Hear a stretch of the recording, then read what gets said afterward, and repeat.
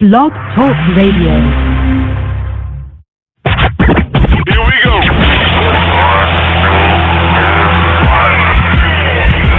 Blast off. This is True Capitalist Radio. True Capitalist Radio.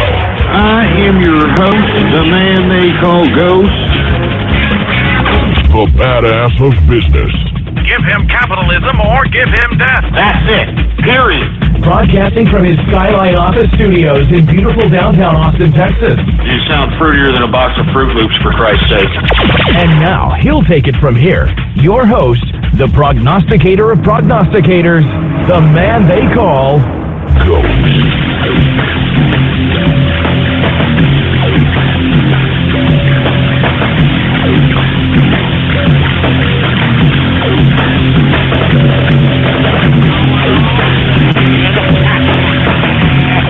How's it going, folks? And thank you for tuning in with me to another edition of the True Capitalist Radio broadcast. And of course, I am your host, the man they call Ghost. And once again, folks, I want to thank you very much for tuning in with me. This is episode number 460, episode number 460 for all folks that are keeping track of the True Capitalist Radio broadcast. And before we get into anything else, I'd like for everybody to please spread it around like wildfire and let everybody know that True Capitalist Radio is in effect and in the house, and we are live every Monday through Friday, 4 p.m. Central Standard Time, right here on the official website of the True Capitalist Radio broadcast, and it is blogtalkradio.com/ghost. That's blogtalkradio.com/ghost. And of course, if you have not done so, please follow me on Twitter. The Twitter name to follow is PoliticsGhost. All one word, no underscores. PoliticsGhost is the name to follow, all right? And I'm also on the same name in the Twitter alternative, Gab. You know, Gab, if y'all know what that is, go ahead and follow me on there. Anyway, folks, it is a Monday, and I hope that everybody had a good weekend. Lots of news going on, lots of things going on. Let's just go ahead and get right into it right now. Might as well. Anyway, folks, the markets. Let's just go right ahead and talk about the markets so we can get through with this and then start talking about other things on the agenda today. Markets, of course, folks, are a little wary, to say the least. They were kind of helter-skelter. Ended up closing somewhat on the plus side. But for the most part, once again, the traditional low volume, not a buyer's market. As a matter of fact, folks, it's about time that people are starting now to be public about this market being, at any point in time, a bust. All right, I mean, there's a couple of people out here I want to talk to, or talk about, I should say. Warren Buffett was quoted as saying that stock market is so unpredictable that it could drop 20% tomorrow. All right, I mean, that's Warren Buffett right there, all right?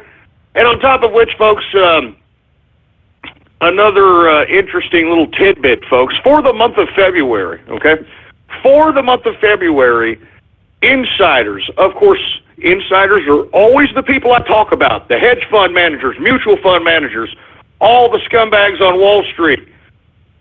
Well, in the month of February, they sold, while everybody out here is hyped up for this Dow Jones 20K crap, while everybody out here is buying high, while you've got people that wouldn't traditionally be in the market being pumped this damn Dow Jones 20K in every facet of the media, all right, you had people in the inside. And what I've been saying all along, I've been saying that this market has been propped up by a collusion from people on the inside because it's low volume, folks. There's not that much shares being traded. All right, and just based on that, you can manipulate a market. I mean, because nobody's buying. With that being said, folks, for the month of February, insiders sold 7.8 billion, baby. Billion, B. All right, as in billion. $7.8 billion worth of stock for the month of February. That's the most stock they have sold in 6 years.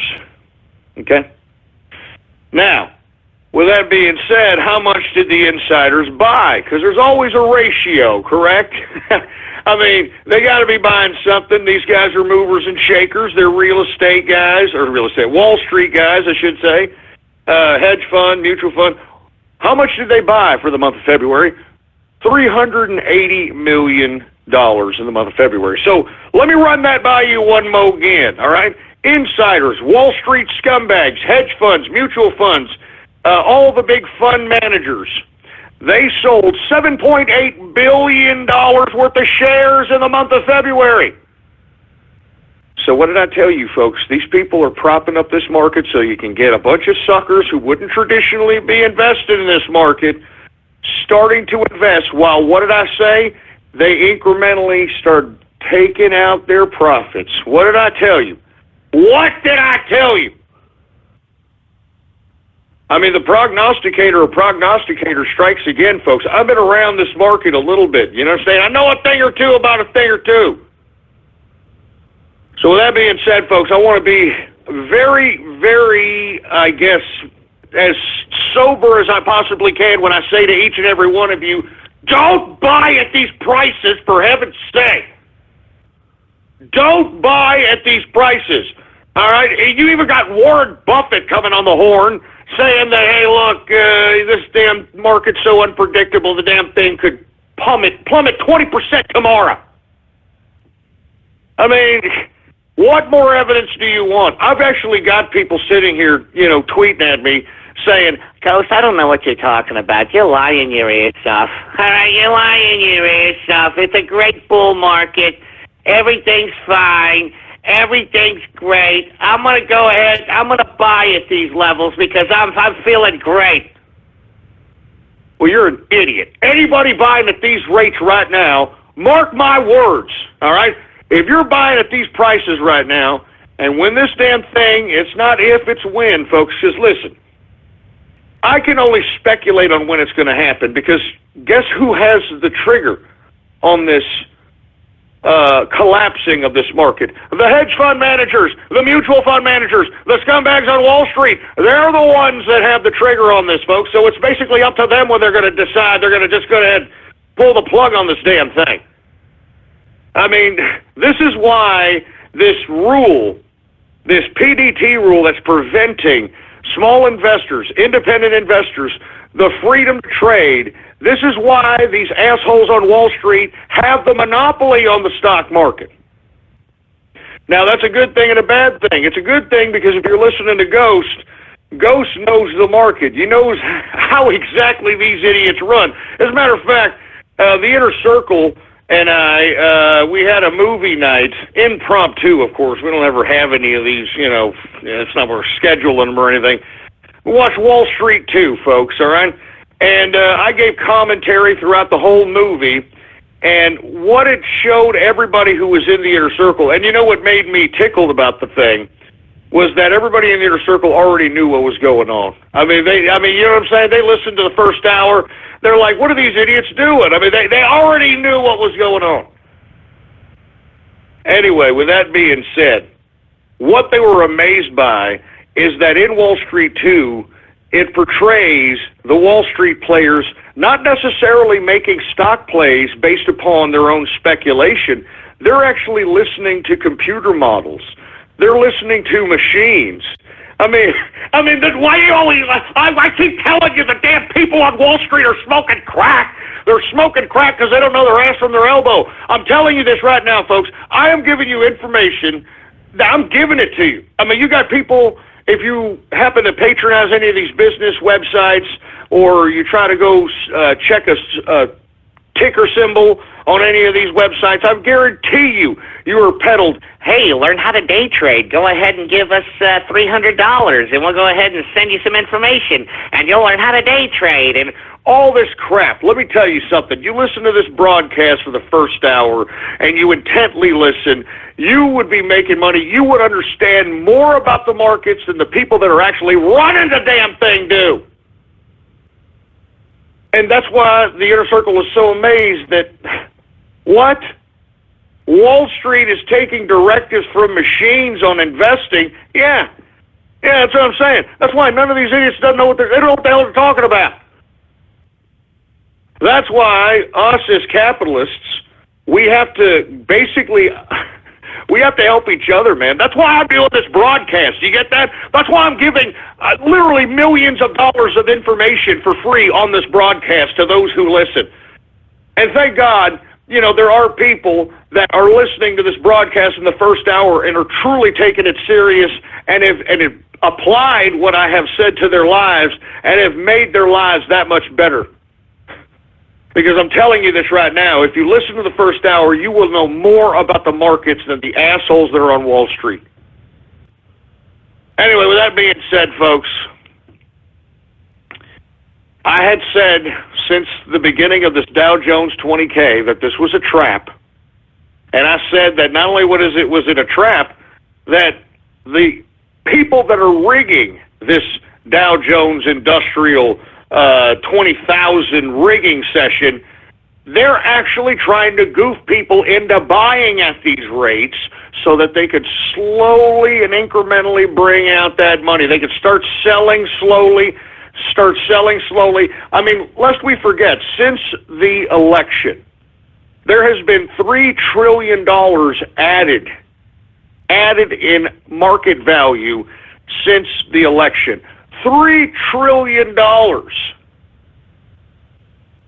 That means that in between that $3 trillion in added value in the markets, the Wall Street guys, hedge fund guys, mutual fund guys, etc., these guys quietly, in the month of February, sold off $7.8 billion.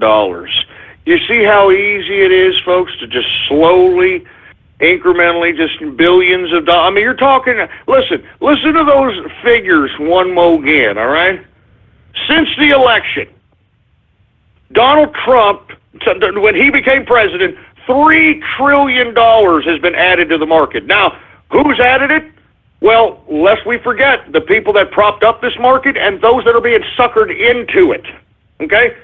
$3 trillion of somebody's money has been added to these markets, while at the same time, these guys that are propping up the markets, the guys that are suckering in people in the markets, they're incrementally taking out their money slowly but surely. $3 trillion in, they have taken $7.8 billion out in 1 month, and they're going to incrementally keep doing it to the point where everybody starts feeling the effects of this sell-off, and then everybody's going to sell off.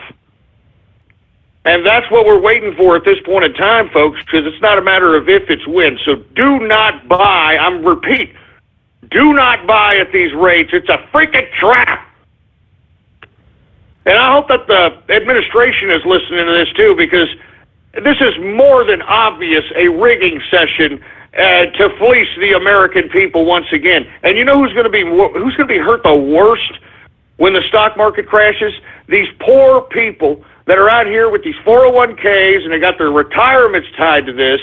These people are going to be, with all due respect, shit out of luck, because they're going to see their 401ks and their portfolios go from retirement status from like $2 or $3, $4, $5 million in the damn portfolio. When the crash happens, they'll be lucky if they get 150,000, 200,000. I mean, I am not kidding around, folks. These are the people that are going to be the most affected. That's why I'm telling you right now, I'm telling you that Wall Street is incrementally pulling out their money. I strongly advise you to do the same. And when you're sitting on cash, folks, cash right now is king. Cash is king, especially American dollars, folks. You've got people all over the world wanting to be cashed out in American dollars because of all the uncertainty in every currency. All right?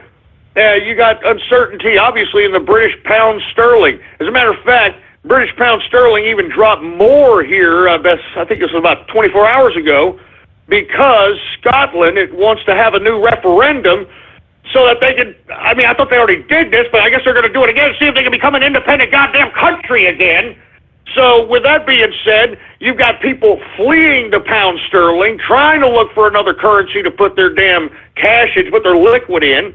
You know, they're going to the American dollar. Same thing with the euro. You've got all the uncertainty going on with the euro. You've got the uncertainty with Wilders running in the Netherlands. You've got the uncertainty with France and Le Pen. You got the uncertainty with whatever the hell's going to go on in Germany. I mean, you've got a massive amount of uncertainty going on in the EU. Nobody wants to hold these currencies right now, so what's the next best thing? U.S. dollar. And let me tell you, I mean, I like the fact that the American dollar is worth a lot. The problem is that people are going to hold on to it. I mean, I'm holding on to mine. I'm not spending too much money outside of my own vices and, you know, anything that I want to do on a leisurely activity. I'm not out here making huge purchases, baby. Believe me, I am sitting on cash, and when the damn market crashes, I'm going in. I'm going in, and I'm getting high-yield dividend stocks, blue chips, and that, folks, is how you build wealth. That's how Warren Buffett did it. That's how you should do it if you listen to my broadcast. I tried to tell everybody the last time, you go back to the archive, blogtalkradio.com/ghost. I tried to tell everybody back in 2009, 2010 to go into the markets because right now was a ripe opportunity. At the time I was telling people to go into the markets, the damn Dow was 8,000 points, folks. When I was telling people to go into the markets, look back in that archive. I was telling people to go back into the markets, the damn Dow Jones was 9,000 points. Folks, let's go ahead and get to the markets now. The Dow up 15.68 points, a percentage increase of 0.08%, closing out the Dow at 20,837.44 points for the Dow Jones Industrial. So, and let me tell you, back then, you can look back in that archive, I told everybody that long-term investment truly reigns supreme. And when that is applicable is when crashes happen. Now, I know I talk a lot about pattern and day trading, but the reason I do that is because the markets have been rather volatile. There's been buyers in these markets, and as a result, I'm going to talk a little bit more about it this time because that's where the money's at. I mean, especially some free liquid. But as of late, folks, with the low volume, that hasn't been the case. That's why I haven't been suggesting stocks on my Twitter account in the mornings because it doesn't look good. I mean, the volumes in the pre-market are on pump and dump levels.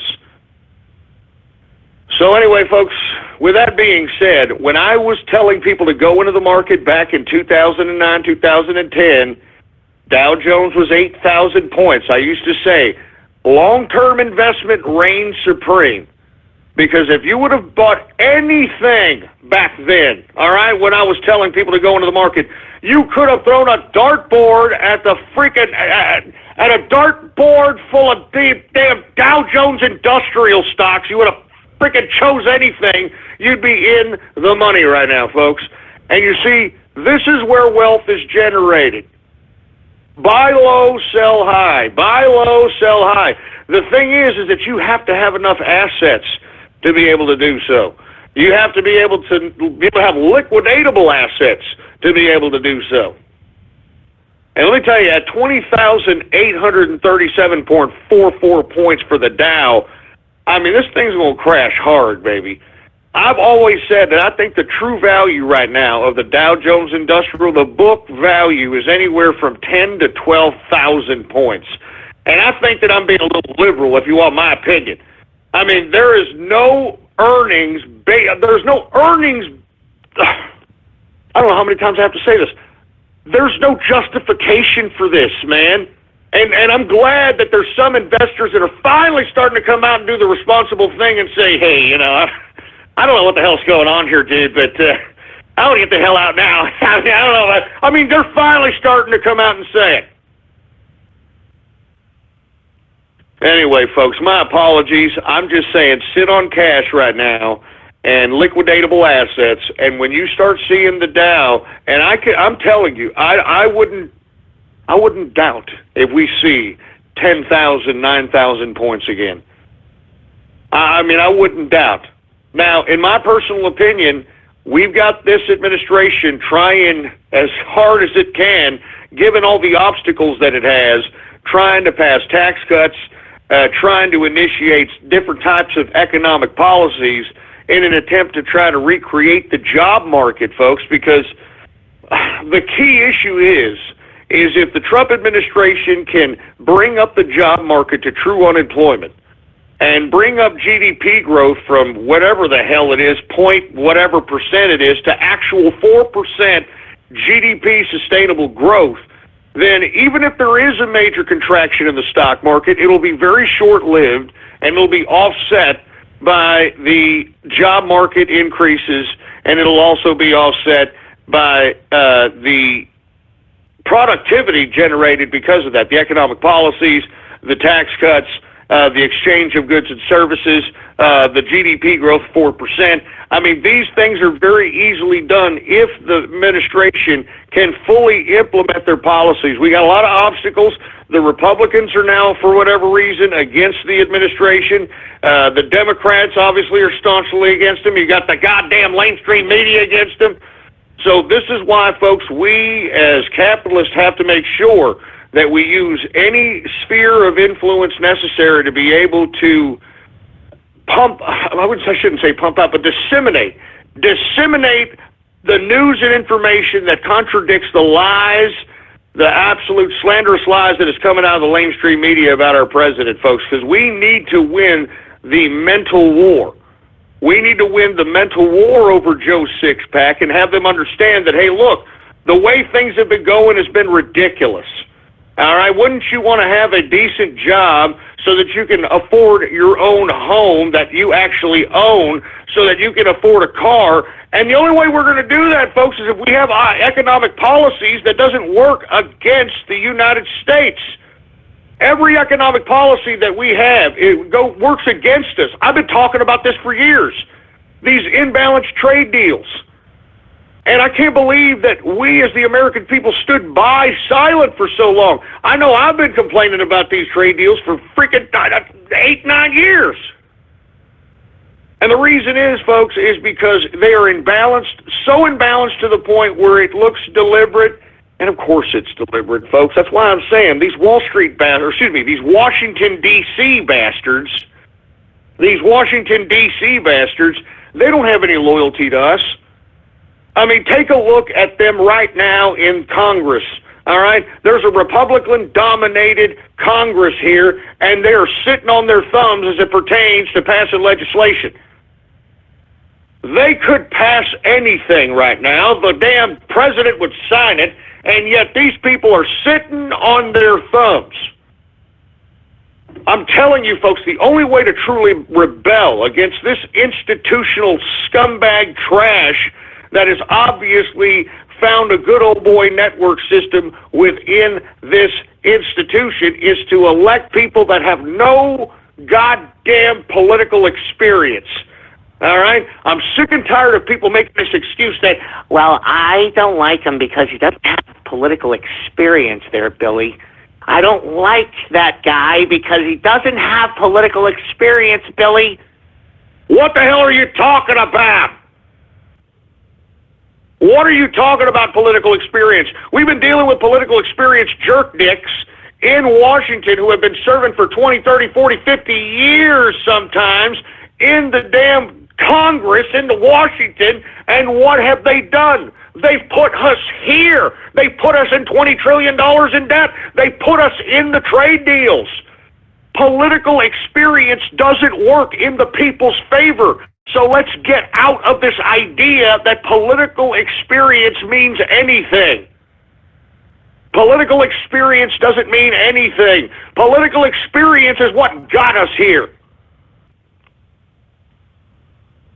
Jesus Christ. Anyway, sorry, folks. I don't mean to get off keister about subject matters of this capacity, but take a look at the ignorance that's out here in the world today, man. I mean, good God. Anyway, let's get to the S&P 500, shall we? All right. Once again, S&P up modestly today, 2.41 points, a percentage increase of 0.10%. closing out the S&P at 2,369.75 points for the S&P 500. We've got the NASDAQ.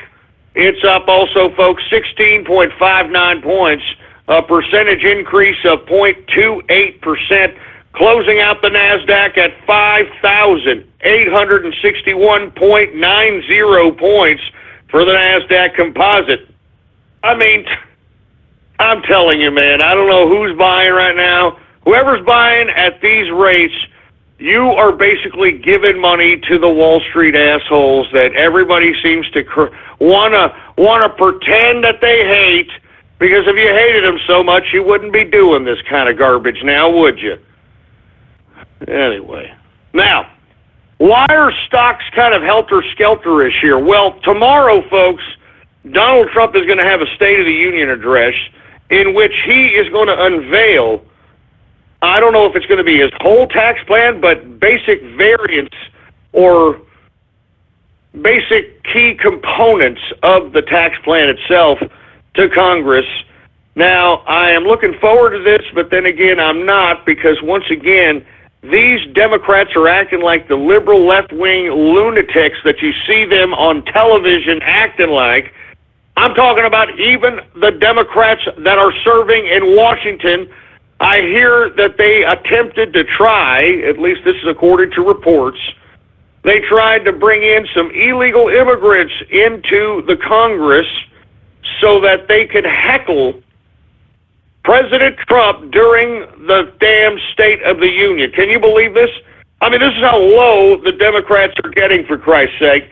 What a disgusting bunch of people, these Democrats. I'm telling you, what a bunch of shameless pieces of trash. Oh, my God. Anyway, look, I'm going to continue going, folks, before I go off keister on another subject matter. Let's get to commodities here. Energy, once again, I'm not touching energy with a 10-foot pole anymore, folks. Too many players in the game now. You've got America now talking about opening up its energy exploration, energy production. You've got a lot of other players in the market here. I don't see these energy prices staying very high very much longer, in my opinion. But we shall see, shall we? Energy. Okay, let's get to WTI sweet crude. WTI sweet crude is up very modestly today. It is up a nickel. It is up 0.09%, closing out WTI at $54.04 per barrel of WTI sweet crude. We've got Brent crude oil, down 13 cents, a percentage decrease of 0.23%, closing out Brent crude at $55.86 per barrel of Brent crude oil. But then the anomaly, gasoline is up. Gasoline is up. It is up 1.20% increase on the day. That's 1.20% increase on the day for gasoline. Now, I know you're asking yourself, why is the oil coming down and yet gasoline going up? Refineries, folks. We need to build more refineries to refine the oil into gasoline, and therein is the problem, okay? Now, let's get to the feast or famine natural gas commodity. It is modestly up today, folks. Natural gas is up 0.38%. Heating oil up 0.09%. Let's go ahead and get to the metals, shall we? The metals! Let's get to the goddamn metals! We've got gold down today, $4.90, a percentage decrease of 0.39%, closing out gold at $1,253.40 per troy ounce of gold. Now, if you take a look at this chart, gold was skyrocketing today, and then, if you want my personal opinion, there was a speech given by Donald Trump given to the governors of the United States. This is a governors meeting that happens on an annual basis here at the White House, from what I understand. And it was at that meeting where he kind of teased his tax plan and teased his particular economic policies. And I think that's what made some of these investors a little bit funny in the pants. And that's why you saw, if you take a look at the intraday chart on gold, you see a decrease towards the end of the day. Now, with that being said, let's go ahead and get to silver. Silver is down 10 cents, a percentage decrease of 0.52%, closing out silver at $18.31 per troy ounce of silver. You take a look at the intraday chart there, it's the same thing that I was talking about on gold. Let's go ahead and get to copper. Copper is down 0.15%, and platinum is down very modestly, down 0.05%. Let's go ahead and get to agriculture, for folks. Let's see what happens here as it pertains to... Jesus Christ. Hello, testes. Testes, 1, 2. I dropped the damn mic, damn it. Testes. Testes, 1, 2. Testes, 1, 2. 3. Okay, people can hear me. All right, I just dropped the microphone here. Sorry about that. I'm multitasking here, for Christ's sake. I'm multitasking. Anyway, let's get to the agriculture, for Christ's sake. My apologies, folks. Didn't mean to get off keister there. Let's go ahead and get to grains. A lot of blood here in the agriculture commodity sector, folks. Lots and lots of blood. So let's go ahead and get to it. Corn down, a 0.67% decrease on the day. Wheat down, a 2.06% decrease on the day. Oats down, 2.80% decrease on the day. Rough rice down, 0.52% decrease on the day. Soybean down, 0.22%. Soybean oil down 0.12%, canola down 0.45% decrease on the day. Let's go ahead and get to the soft, shall we? All right, we got cocoa once again continuing its downfall. I have no idea why cocoa, which is the basis for chocolate, I don't understand why it's going down so much. I mean, it's been going down since Valentine's Day. I have no idea. I don't really care. I don't even like chocolate, but I'm very surprised to see that. I'm telling you that right now. I'm very surprised. Anyway, cocoa is down, folks, 0.60%. Let's go ahead and get to coffee, shall we? Hey, dude, just don't talk to me. Don't talk to me unless I have my coffee. Okay, dude? Yeah, don't talk to me. Don't talk to me unless I have my coffee. Okay? Shut up, you fruit! And take about 10 steps away from my freaking butt crack! Anyway, we've got coffee, folks, down. Whoa! Did everybody see coffee? Coffee is down 3.52% decrease on the day for coffee. Good God, I guarantee you ain't going to pay a little less at Starbucks. And I'd like to take this opportunity once again to remind everybody, boycott Starbucks! Boycott Starbucks, for Christ's sake! As a matter of fact, folks, they are actually feeling the effects of the boycott Starbucks movement ever since they decided that they were going to defy Donald Trump's immigration executive order and say that they were going to hire 10,000. I thought it was illegal immigrants. No, it was migrants from the Middle East that they wanted to hire. They wanted to bring in Syrian wild Yehudis, according to Breitbart.com. I had no idea. I thought they just wanted to hire some illegal immigrants or something. Lo and behold, they're threatening the country that they want to hire 10,000 wild Yehudis just so that they can defy the Trump administration. I think it's disgrace. And once again, boycott Starbucks!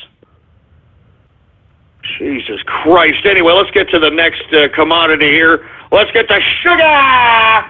Sugar is down, folks. 3.33% decrease on the day for sugar. I'm telling you, it's a bloody Monday.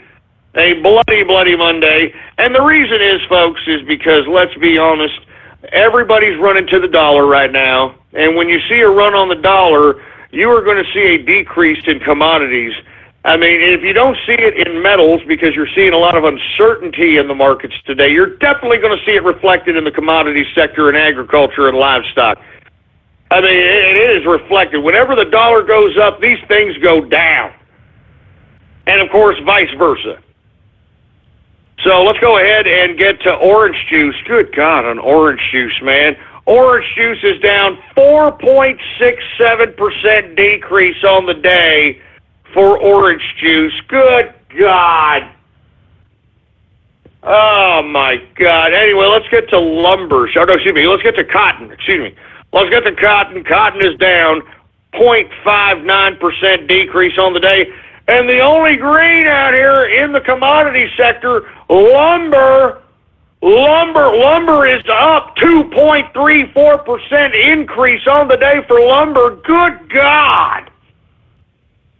I mean, that must say that there's a shortage of lumber out here. I mean, everything's down, and then you got this humongous percentage increase in this sea of blood. Good Lord. Anyway, let's go ahead and get back here. We've got rubber, all right, down today, 0.22% decrease on the day for rubber. Ethanol down 0.33% decrease on the day.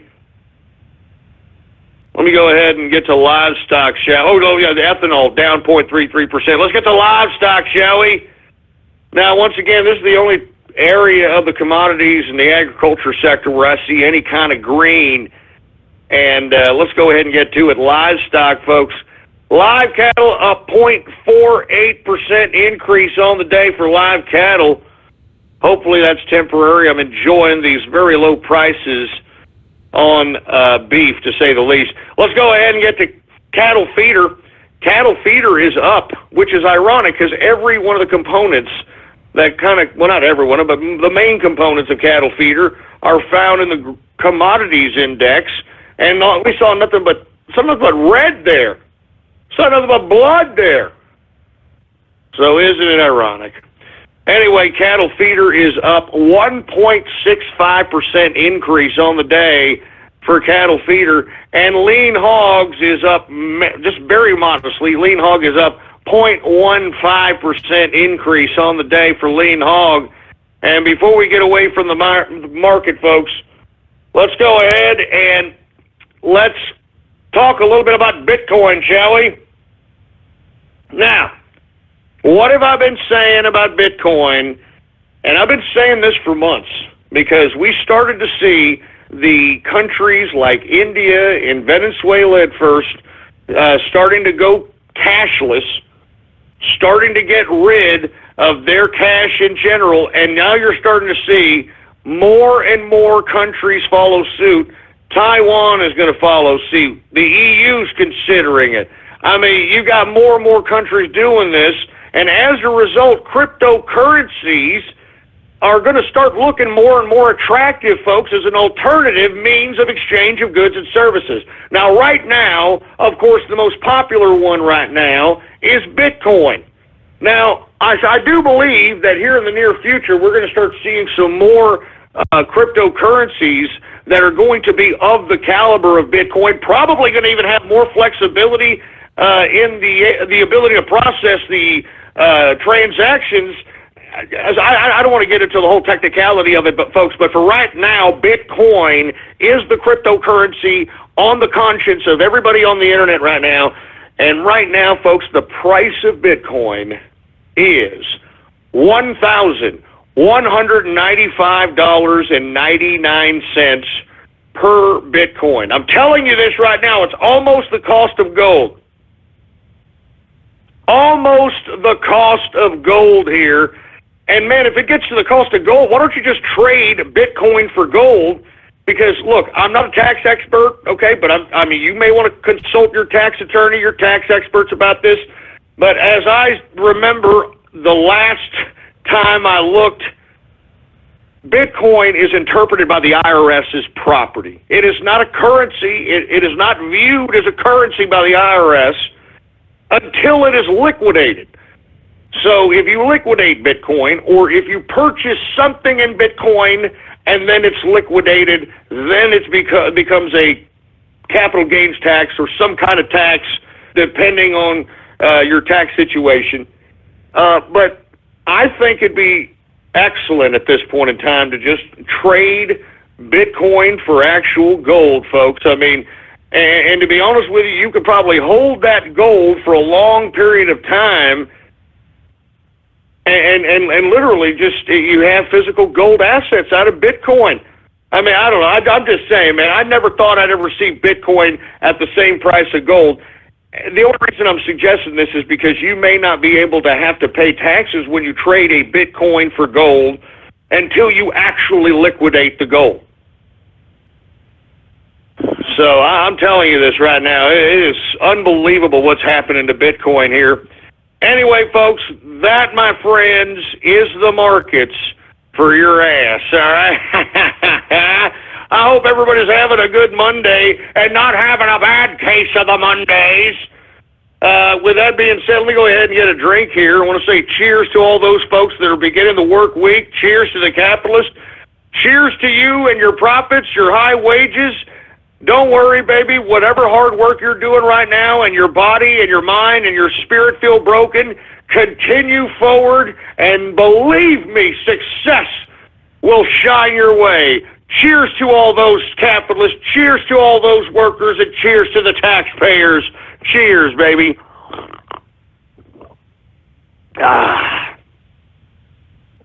Good stuff. Anyway, folks, once again, let's go ahead and talk a little bit about this particular speech that the president is going to give tomorrow in front of Congress. It's a State of the Union speech. But once again, I believe that he is going to start giving elements of his tax plan in this speech. Now, that's what all the market's watching right now. And it's a make-or-break time for Trump. Now, if he wows the Wall Street crowd with his tax plan, you could potentially see a bump up in the market the next day. Now, for whatever reason, he says something that spooks the market. Now, I can't tell you what that is exactly because we don't know what elements are actually going to be put forth tomorrow in front of Congress. And it's going to be tomorrow night, folks, so make sure that you're watching because it's going to be a very important speech, much like most of POTUS's speeches are. But this one, especially as it pertains to the market, I mean, this could literally make or break the market at this point in time. Now, because it's such a make or break point in the market, we have to keep in consideration that this could be the beginning of the crash if Wall Street does not appreciate what is being conveyed by the president tomorrow. And it could be the beginning of the crash here, just like Warren Buffett said. He was quoted as saying, I said it earlier, that the market's so unstable, the market could tumble 20% by tomorrow. And I've been saying that here for a while already, and we shall see. So once again, folks, I am looking forward to President Trump's tax plan. I am looking forward to it not just because of the tax, not because of the response of what the market is going to do towards the tax plan, but what it's going to affect as it relates to the capitalists and the budding capitalists and people that are trying to emerge as capitalists. We need a tax plan that's favorable to business, favorable to investment. You see, right now, folks, you have no benefits if you try to be an independent capitalist. You know, you very rarely have any kind of taxes or tax exemptions or any kind of tax benefits if you're a budding capitalist, an emerging capitalist. And you see, that's got to change, folks. And one of the things I'm hoping that he proposes tomorrow is this idea of putting 0% capital gains tax, okay? So this will allow individuals to make up to, I think he has said in the campaign, up to somewhere between $150,000 or $250,000. You can make up to that much in capital gains and pay zero in capital gains, and then everything after $150,000 or $200,000, you're going to have to pay 25% capital gains, from what I understand. If the president, if he puts forth something to that capacity, I think that you're going to see the market go up the roof. I think you're going to see it go up the roof. Another thing that'll get the market really, really excited, 15 or 20% tax, corporate taxes. All right, because right now corporate taxes are one of the highest in the world, and we need those taxes to come down so that we can encourage more corporations to not just invest here, but to want to grow because they're going to be taxed at a lower rate in this country. And that, of course, goes into new jobs, new innovation, research and development, so on and so forth. So once again, be looking out to see if the president says anything about corporate taxes being brought down anywhere to 15 to 20%. He has to at least bring it down to 20%. I'd like to see 15% corporate taxes, but we shall see. There's a couple of other things that I'm pretty sure he is going to put forth into this tax cut. I would not be surprised, folks, if he says something about health care in conjunction with a medical tax credit and going into the tax savings account idea that has been proposed many, many times before as an alternative to this Obamacare situation. Me personally, folks, you know me, I think that the medical industry should be completely privatized. There should be no reason why patients are paying health insurance, okay? I mean, we should be able to go to the practitioner and say, look, I've got a cold, or okay, he does the whole checkup, rigmarole. He's got the authority to say, you know what, since you're paying me money, I've got a vested interest in making sure you're better. So here, go ahead and take these. Look. Let me calm my ass down here for a second because I know I'm going ahead of myself, all right? Remember the old proverbial saying, take 2 of these and call me in the morning. Do y'all remember that? Or am I old? I mean, that was a proverbial saying that they used to say in the doctor's office. You know, when you go and be like, hey, doc, I'm feeling really, really under the weather, and you know, I'm sweating. I have cold sweats, and you know, my head's hurting. I got a throb in my eye. The doctor would just say, you know what, Mac, go ahead and you take 2 of these and call me in the morning. And the reason is, folks, is because, with all due respect, you know, doctors practice on you. I mean, I hate to say this. I know people view those white coats and think these people are God. But, folks, these people are practicing on you. That's why they refer to their practitioner, their physicianry as practitioners. They're practitioners. They practice. That's my practice. I practice over there. My practice is located over here. So anyway, with that being said, folks, I just think that if we privatized health costs would come down because of supply and demand. Folks, we're all going to get sick. I don't understand why the supply and demand isn't applicable to our health. I mean, folks, there is a machine called the Da Vinci, I think it's the Da Vinci machine, something like that. It is a robot, not necessarily a robot, but a robot-controlled mechanism in which they can go into your chest cavity through in between your rib cage and be able to unclog your arteries, and you'd be out of there within like a day or 2. I'm not even joking around. I mean, it is like one of the easiest procedures if every hospital in every municipality had 1 or 2 of these sons of bitches. But no, you want to know why they don't have too many Da Vinci's out here in any of these hospitals, folks? Because it costs too much. Now, why does it cost too much? Well, because there's only so many that have been produced, and the only reason that the company produced so many is because they wanted to have a prototype product they could show around to see if anybody actually wanted the son of a bitch. I mean, I don't understand why this isn't in every hospital where, you know, they can literally unclog your arteries by going through your rib cage and, like, literally just kind of using robotic mechanisms to unclog your heart and sew it back up with 99.9% precision beyond the hand, the actual steady hand of the surgeon. Why isn't this everywhere?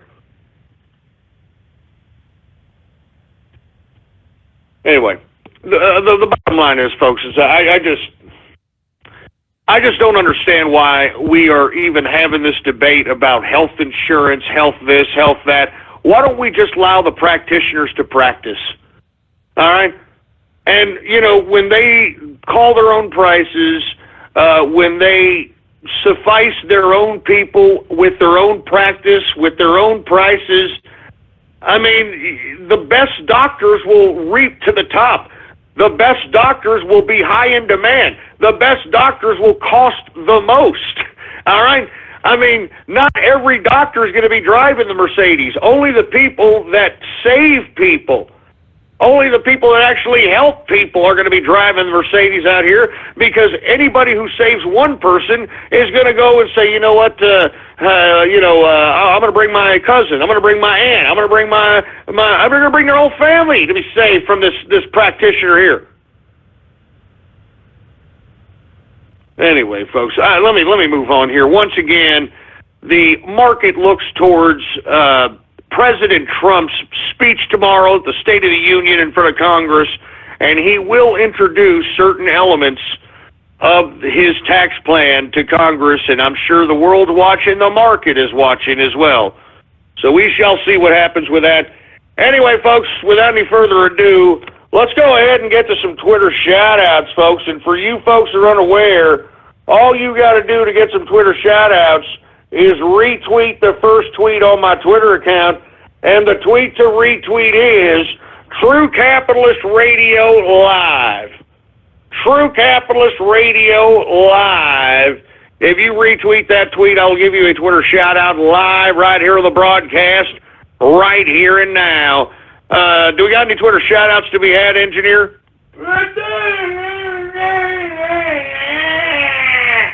All right. Well, before we get into anything, I know that we have had this contest, folks, of who is going to win. I don't know if you folks are not here on Friday. We have actual Mr. Fortune Cookie and Mr. Optimism merch. And I've actually made a deal with the troll terrorists and the cyber vermin. I told them to choose a side. Which one is your side, troll terrorists and cyber vermin? And they responded, they're going with the side of the commies. How funny.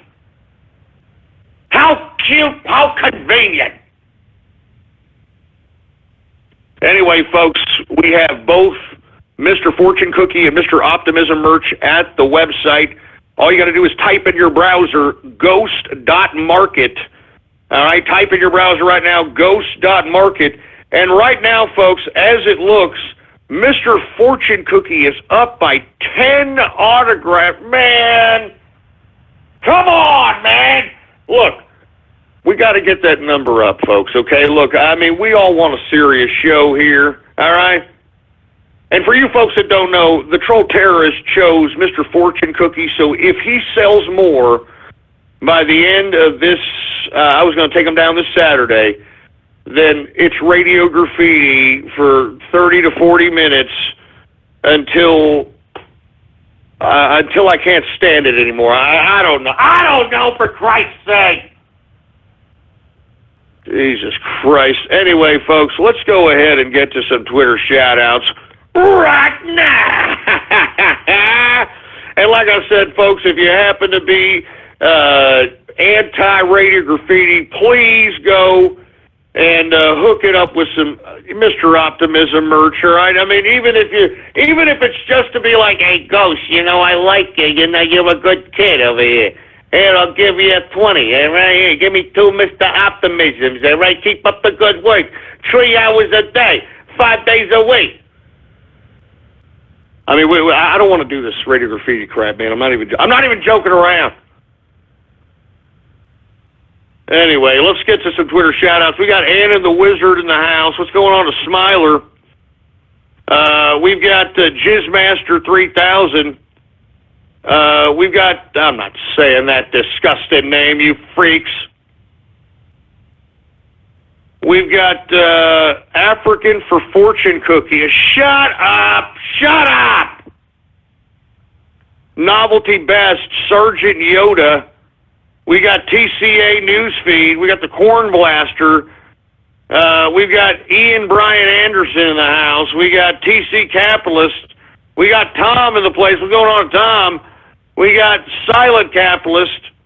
Once again, if you want a Twitter shout-out, all you got to do is retweet the first tweet on my Twitter account and get a Twitter shout-out right here and right now, live on the broadcast. We got OG Toru in the house. We've got Smooth Capitalist. I'm not going to say that disgusting name. You people are getting disgusting with these names. Son of a bitch. We got Distilling Vid 2.2.5 up. We've got Boogeyman in the house. What's going on? We've got, Jesus Christ. We got Red Pill Rebel. What's going on? We got Strictly Diesel. How you doing, man? We got Said Flanbird. How you doing? We've got there's Blood Fart. How you doing, Blood Fart? Once again, retweet the first tweet on my Twitter account if you want a Twitter shout-out. We've got Young Ghost in the house. We've got Windows and Doors. What's going on? Ghost Kruger in the place. We got 727 in the house. Who else do we have here? Once again, Twitter shout-out, retweet the first tweet on my Twitter account. It's not that damn hard. What's going on to Kingfish? How's it going? Taco Capitalist in the place. We got Trans Tornado. Come on, man. Trans Tornado. Anyway, who else do we have here, folks? We got, I'm not going to say these sick names. Look, I'm not going to say these sick names, man. Milo Cheese Pizza. I know what that means, you son of a bitch.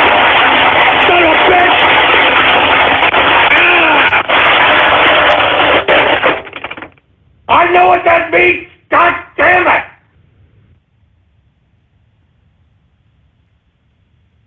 Hey, you know what? We're gonna talk about that son of a bitch later. But God damn it, don't you dare even go there. Give me the mic, freaking goddamn mic.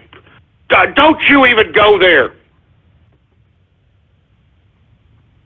Jesus Christ. Anyway, we got Dorito Burrito in the house. Dr. Bristle. We got Stay Off My Turf in the place. Jesus Christ. We got Aliens 8 Paxton's Heart. Oh, man, no, you suck. Oh, God. No, don't make fun of Bill Paxton, man.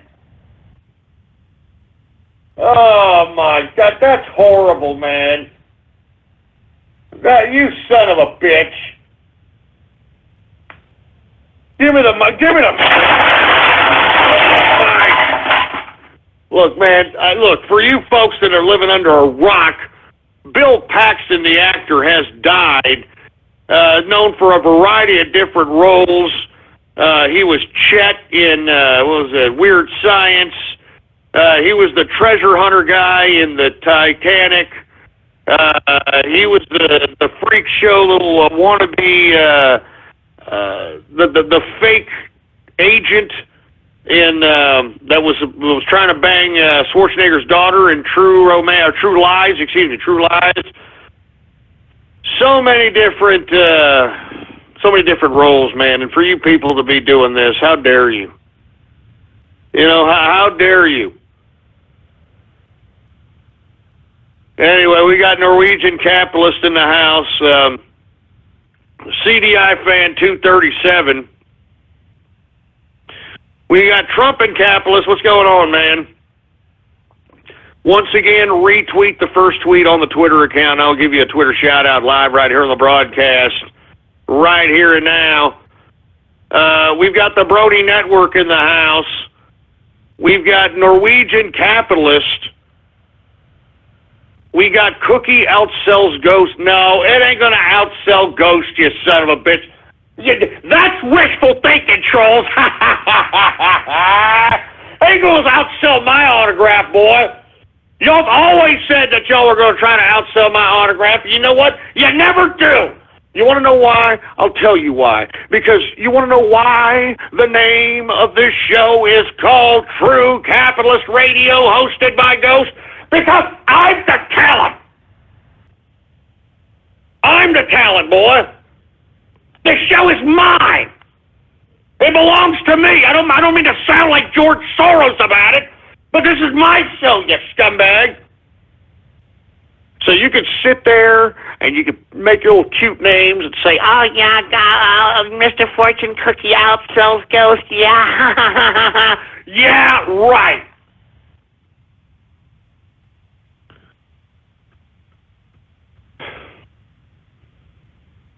Anyway, folks, we are now in the second hour of the True Capitalist Radio broadcast.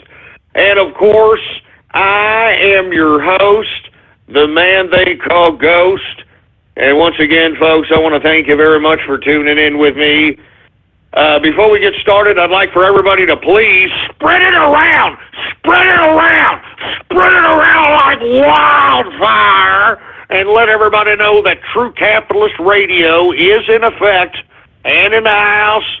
And we are live every Monday through Friday, 4 p.m. Central Standard Time, right here on the official website of the True Capitalist Radio broadcast. And it is blogtalkradio.com/ghost. That's blogtalkradio.com/ghost. All right, now I'm going to get back to some of these Twitter shout-outs, and if we're going to go down the same direction, I'm not going to do them. I mean, you're already on thin ice with Radio Graffiti, for Christ's sake. Let me tell you, I mean, this is a call to everybody who wants to get serious with this show. It's time to start buying some Mr. Optimisms and taking out this freaking fortune cookie crap.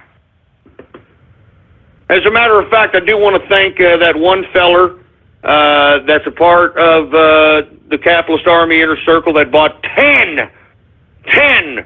Optimisms. Thank you very much, man. I mean, we can't let these freaking trolls win, man. I mean, this is our one chance. Our one chance to show them, look, you little trolls, you lost it.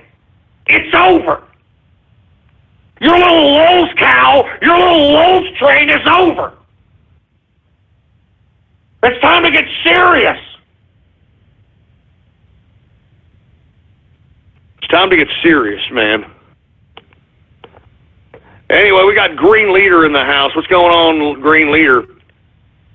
We got I Can't Stump the Trump. We've got the not podcast guy. All right. We've got Bill Paxonoff. Man, shut up with the freaking Paxson crap, please. Good God, you freaking guys are sick, man. Jesus Christ. Bob Stoops for Short Bus. All right. Who else do we have here, folks? Once again, I'm only going to take a couple more of these because, I mean, we got to start getting serious here, man. I mean, we got Mr. Fortune Cookie winning, man. I mean, that's serious. I mean, come on. We got damn Fortune Cookie. Man, you know what? I should have taken Fortune Cookie. You know what? I should have taken Fortune Cookie.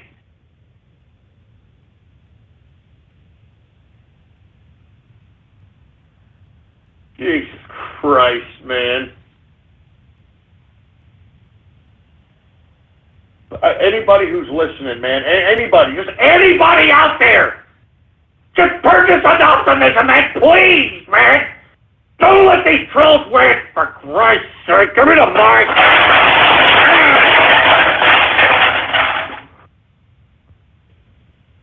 Give me the damn mic.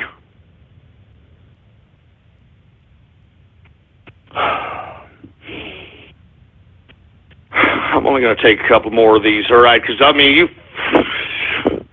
guys are pissing me off. You're pissing me off, man. And you know, I'm just gonna calm my ass down before I start. I mean, before I start saying something stupid. All right? Before I start saying something stupid and maybe even just start quitting the show here or something, you know what I mean? I mean, you're lucky I'm even here after all the crap that you've been giving me, for Christ's sake, man. I mean, you idiots have almost lost Radio Graffiti. As a matter of fact, I am confident that, you people aren't going to win this, all right? Yeah, I'm confident. I have faith that optimism will prevail, all right? Optimism will prevail over communism. Optimism will prevail over communism, God damn it.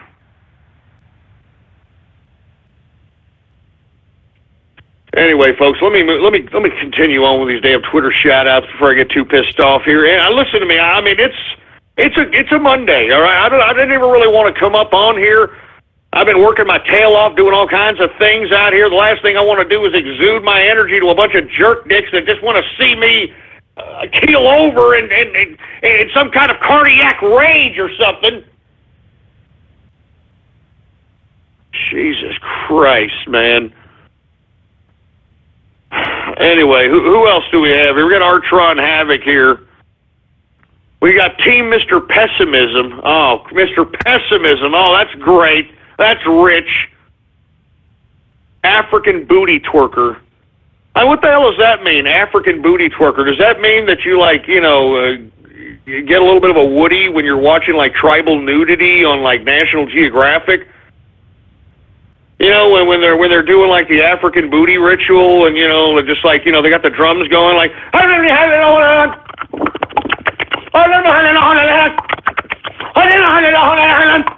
I mean, you're just there trying to play some pocket pool with yourself or something.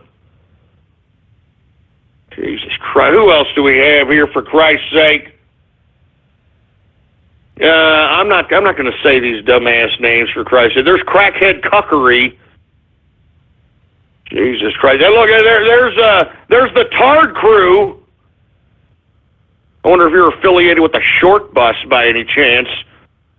And once again, Short Bus guys, you're not kicked out of the inner circle. You're just on the inner circle Short Bus. All right, and, at some point, maybe you could start growing up and realize that you got to get a little serious here, all right? So, you're still part of the inner circle. You're just on the Short Bus, you know what I mean? You're in a special room somewhere with a helmet on your head, and all the walls are rubber, okay? And, we're putting those little, nice little games, little puzzle games and all there for you, and be like, yay! I want some of that again! Yay!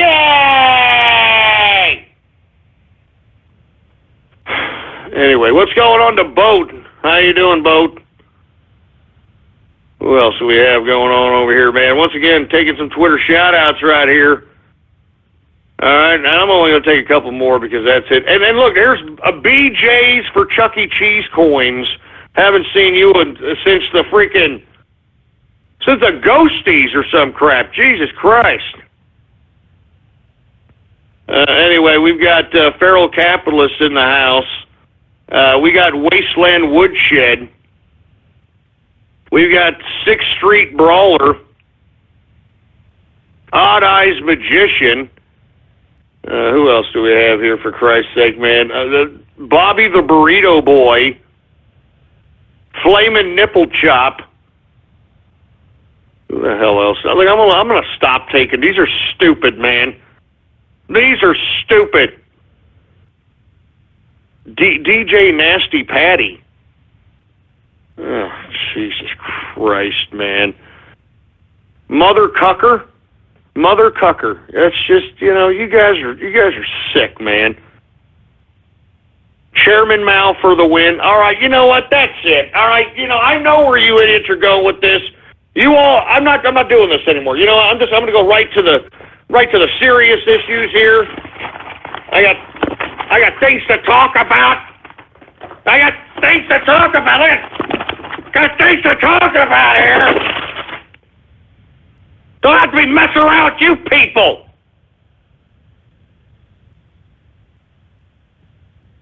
Anyway, look, I'm going to move on here. Let me get a drink because you people are pissing me off here.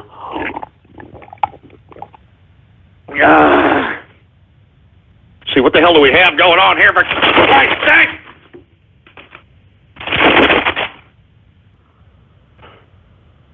All right, now let's talk a little bit about President Trump a little bit more. How about that, huh?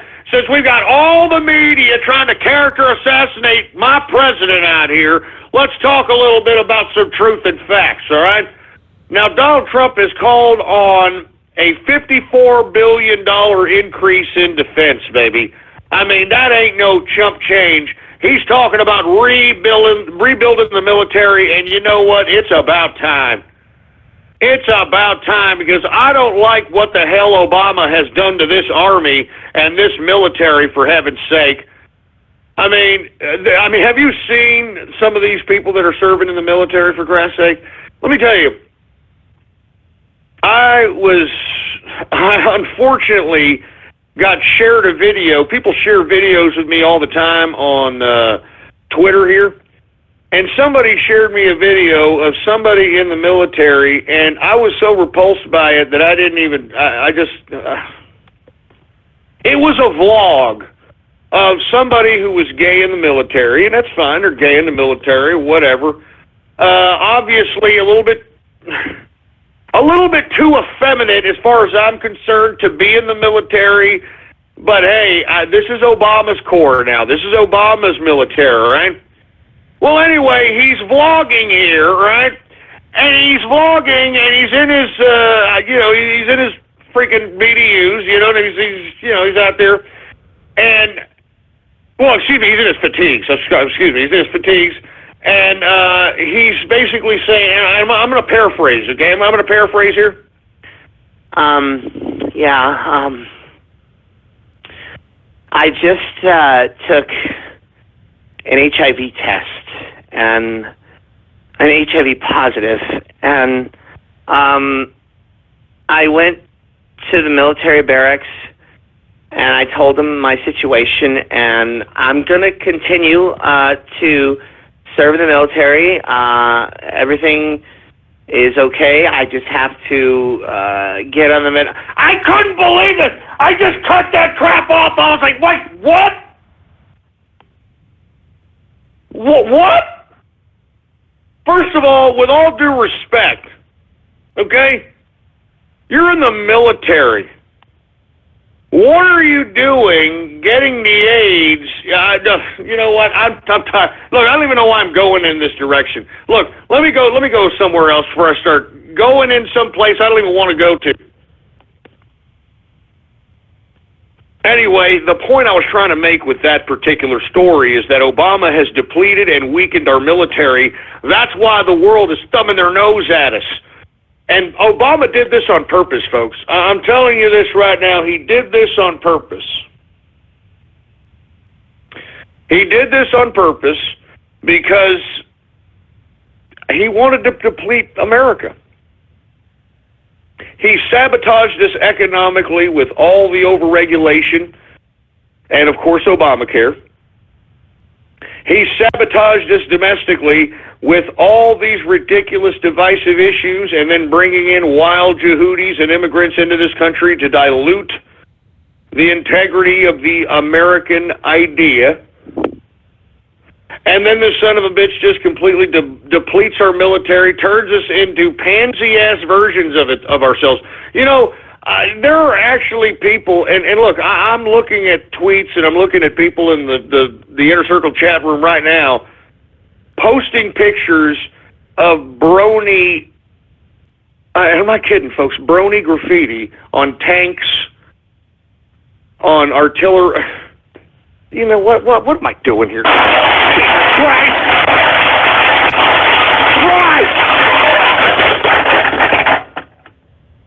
What the hell's going on with this world, man? What the hell's going on with this goddamn place? Freaking bronies in the goddamn military. What the hell? What the hell?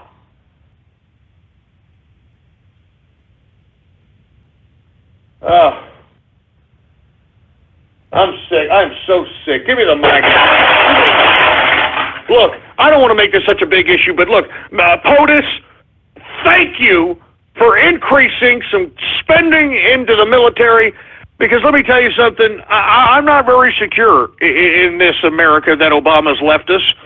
I'm not very secure with the depleted military, the depleted America that he's left us.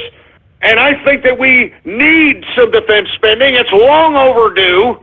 And it's about time we show the international community that we start kicking some ass out here again.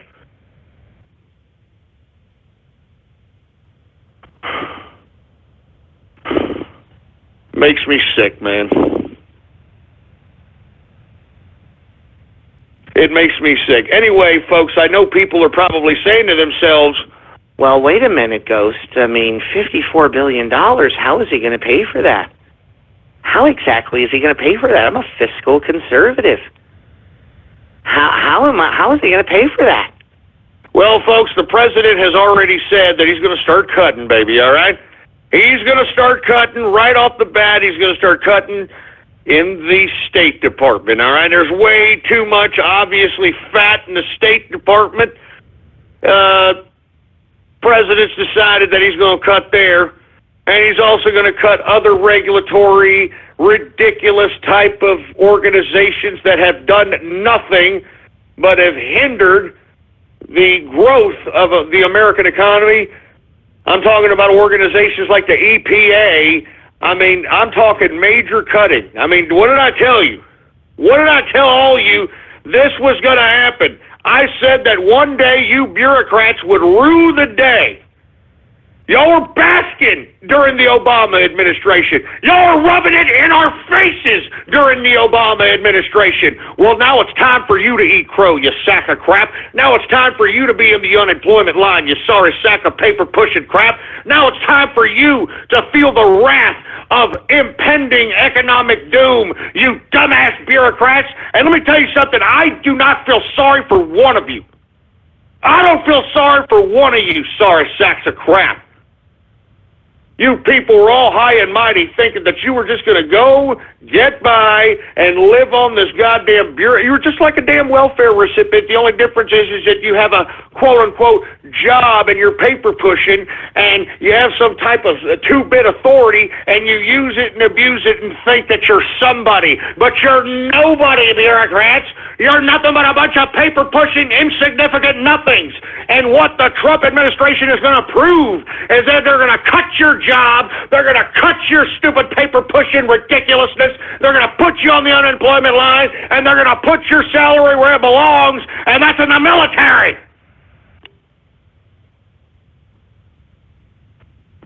So, with that being said, I am glad Donald Trump is doing this, and let me tell you, more power to you, sir. And I hope tomorrow, sir, President Trump, I hope that you come out and amaze us with this tax plan. I hope that we hear 20% or 15% corporate taxes.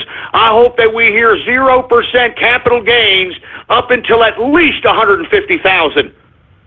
At least $150,000 in 0% capital gains, and then 25% thereafter. I mean, please, man, get rid of it. I'm just get rid of the red tape, man. Lower these taxes, make it an incentive to hire people once again, folks, or Mr. President. Make full-time employment great again.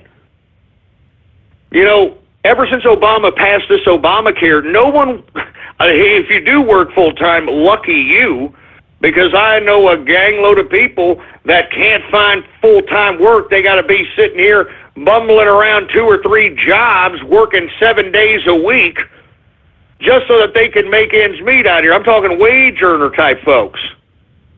Okay? I mean, let's bring back the full-time employment. Let's bring back the overtime that people used to cherish. I'm talking hard workers, man, that used to work overtime, and, you know, they used to live on that overtime, man. I saw them. I saw them out. I used to pay them. I used to pay overtime. I have no problem paying overtime. Are you kidding me? I know that helps people live in a capacity that they wouldn't have otherwise lived, and that's why I have no problem giving overtime. I have no problem, but the problem is because Obamacare was enacted, I, as an employer, am forced to purchase their health insurance, which at many times, just take a look at the rates of insurance, is just about as much, if not a little less, than the damn wages that are being paid in general. So that's why I just hope Trump amazes us tomorrow. That's all I'm saying. And once again, he is increasing spending in defense by $54 billion, taking it out of the State Department, taking it out of the EPA, cutting and reallocating funds, baby, and I love it. I'm loving every minute of it. And I bet you it's triggering all those snowflake, little liberal wannabe. Well, I don't know if there's any peace people anymore. Remember all those lefty pinko peace people that were all protesting during George W. Bush's tenure, protesting about the Afghanistan war, protesting about the Iraq war? Well, lo and behold, George W. Bush comes out today for whatever reason. I don't know if y'all saw. He unveiled some paintings. This guy thinks he's some kind of a goddamn Van Gogh or some crap. Unveiled some paintings of some folks that served in the Iraq war, like that's freaking contrition for him sending them out there to die and be made for no effing reason. But with that being said, folks, do y'all remember when everybody was on the left was peaceful? Everybody on the left was calling for peace in Iraq. Bring the troops home. Peace in Afghanistan. Bring the troops home. Please. Peace, please. Peace, please. And now these same leftists, they all want to go to war now. They want to go to war with Russia. You know, I mean, oh, man, are you kidding me? I've never seen so many leftist war hawks in my life. And you know something, folks? Since George W. Bush came out today, and he came out, I believe it was on NBC and a couple other media outlets, not only did he come out and promote his stupid paintings, he had actually something to say, and of course he was taking pop shots at my president, Donald Trump. And you know what I don't like about the sorry scumbag piece of garbage, George W. Bush? He didn't say one thing during the Obama administration, and Obama was a detriment to this country. He didn't say one thing, and then he comes out of hiding. I mean, I don't know what he's been doing. I mean, obviously painting, acting like a fruit nut. I don't care.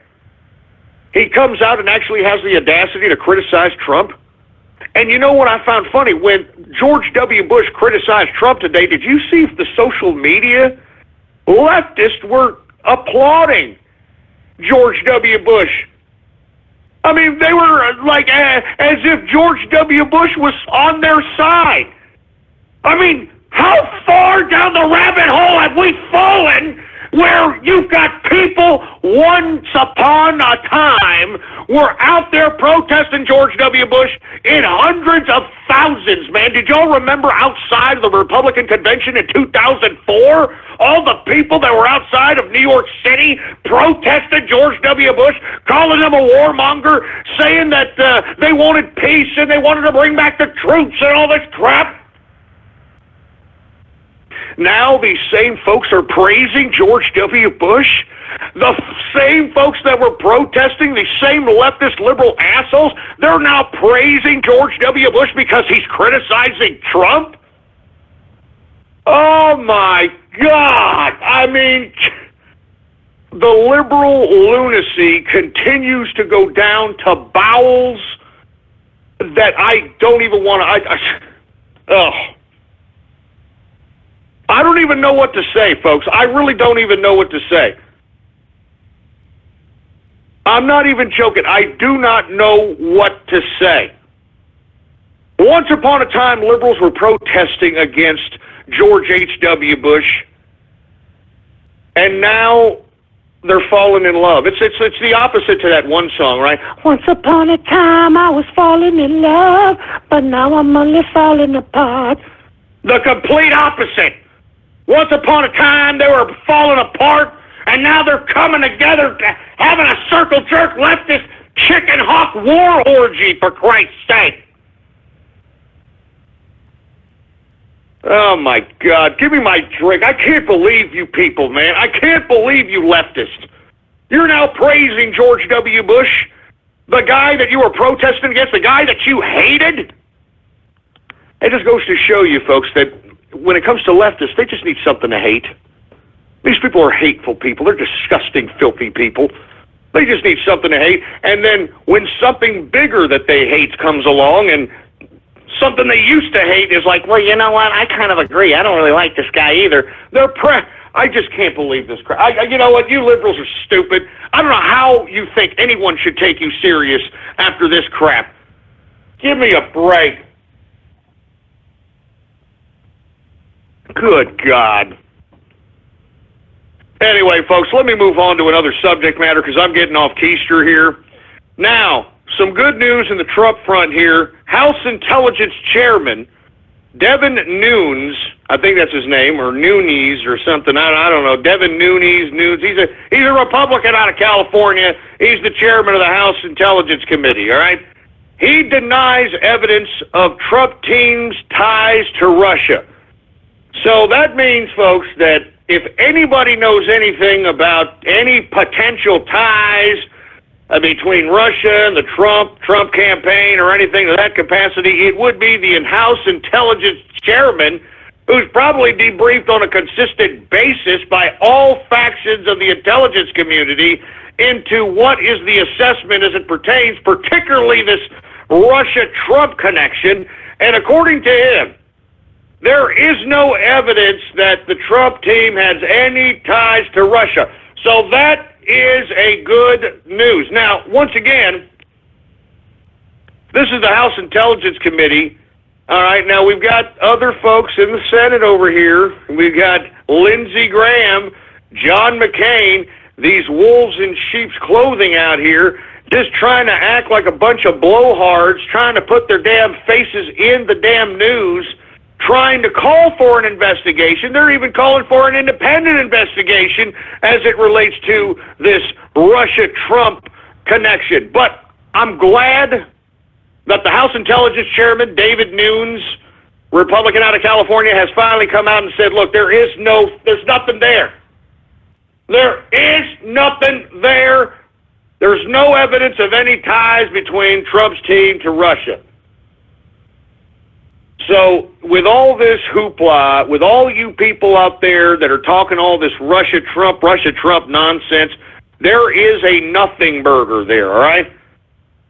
All right, there's a nothing burger, all right? As a matter of fact, I don't even think Russia even knows if they even like the fact that Trump is so unpredictable. They don't like the fact that they don't really control Trump, regardless of what the liberal media wants you to believe. So, with that being said, folks, I'm just saying, I'm glad that the House Intelligence Chairman, David Nunes, Republican out of California, denies evidence of Trump's ties to Russia. I mean, come on. If anybody knows, it's him, right? It's him. Anyway, I just wanted to throw that news in there, folks, because it's a breath of fresh air. I know everybody's kind of concerned about it. You even got Republicans trying to call for independent investigations. There's a nothing burger there, so we need to basically focus our attention at these people, especially on the Republican side, that are calling for independent investigations, and start digging into their goddamn backgrounds and catching any of the goddamn skeletons that are in their closet.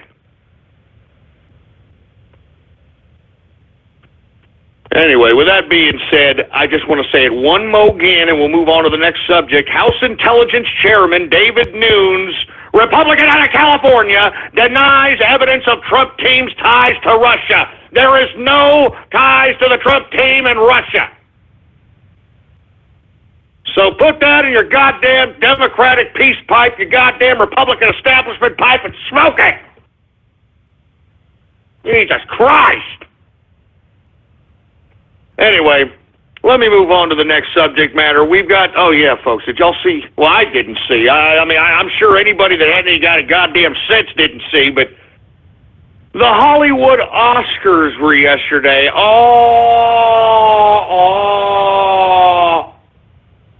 The Academy Academy Awards, folks, were on yesterday, which is the unbelievable coronation circle jerk of Hollywood's supposed elite pedophile, elite of elite. They go down there, they give each other an award, and they basically just set up who's going to be up taking the stage with these little fictitious little freaking statues. And it's a ridiculous pomp and circumstance crap. But the funny part about it, folks, is much like most of the other Hollywood ridiculous, pathetic award shows, the Oscars was used as a venue to try to, once again, have disconnected Hollywood try to tell the simpleton people that buy their movies that they don't know crap. Even though, let's be honest, folks, it was the people that elected this president. And I hate this whole, 3 million in the popular vote, Ghost, okay? Yeah, have you seen the electoral map, you idiots? The only people that voted for Hillary Rodham Clinton were concentrated in metropolis cities, all right? Everywhere else across the country did not want to have a Hillary Rodham Clinton as president, for heaven's sake.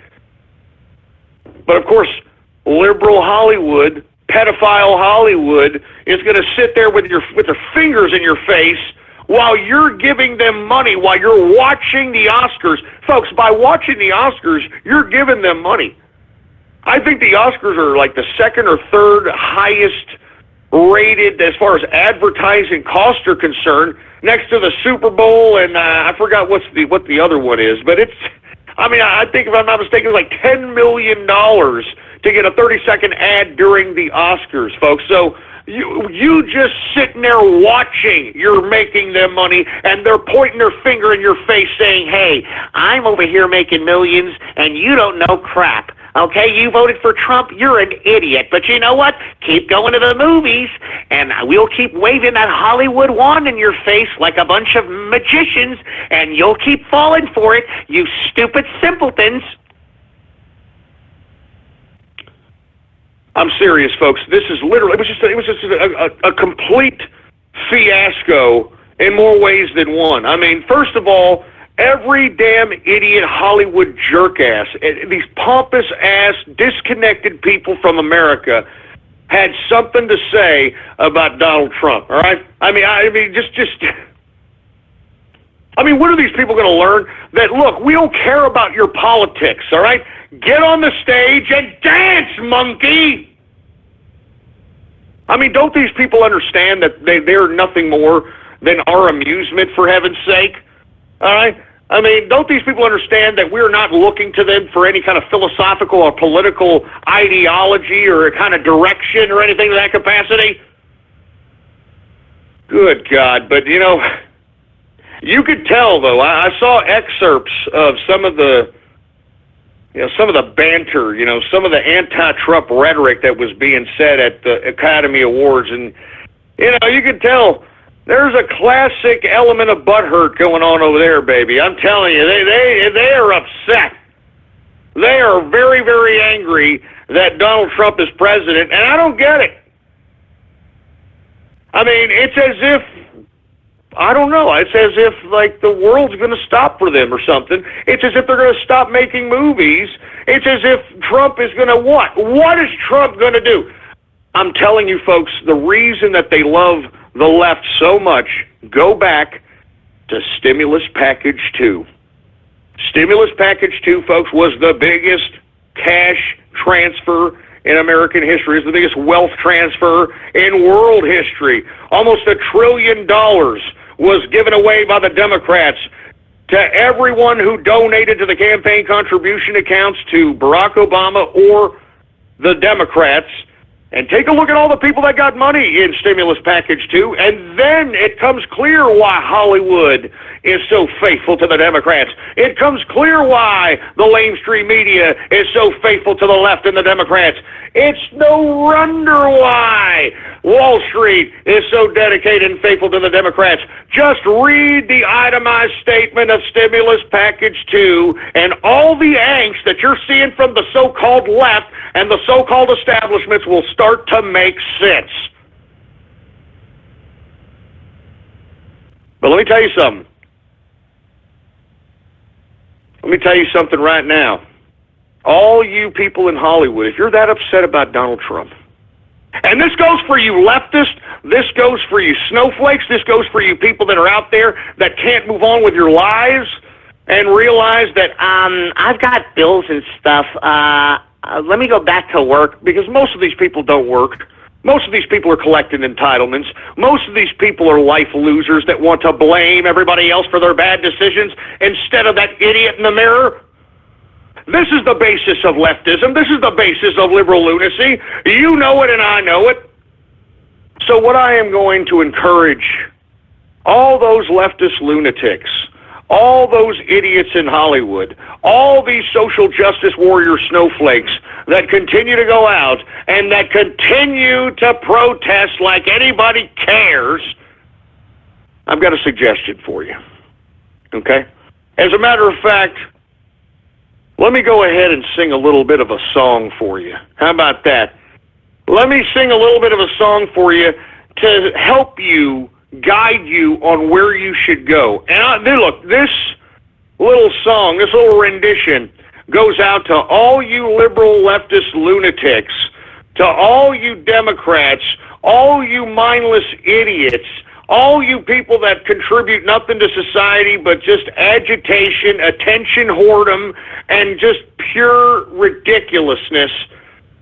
This is for you, because look, it's time for the rational, reasonable, and real people, the people that understand realism, that deal in reality. It's time for us to rise up. And you folks, you know, with all due respect, this is what I think should happen to you folks. Hey, you got that queued up, engineer? All right. I got to say to you. Let's go. That suicide is painless. It brings on change. And I please. You hear that? You hear that? The game of life is hard to play. I'm gonna lose it anyway. The losing card will have some day. So this is all I have to say. Is for you who is singless. It brings on many changes. And you can take it to bed if you please.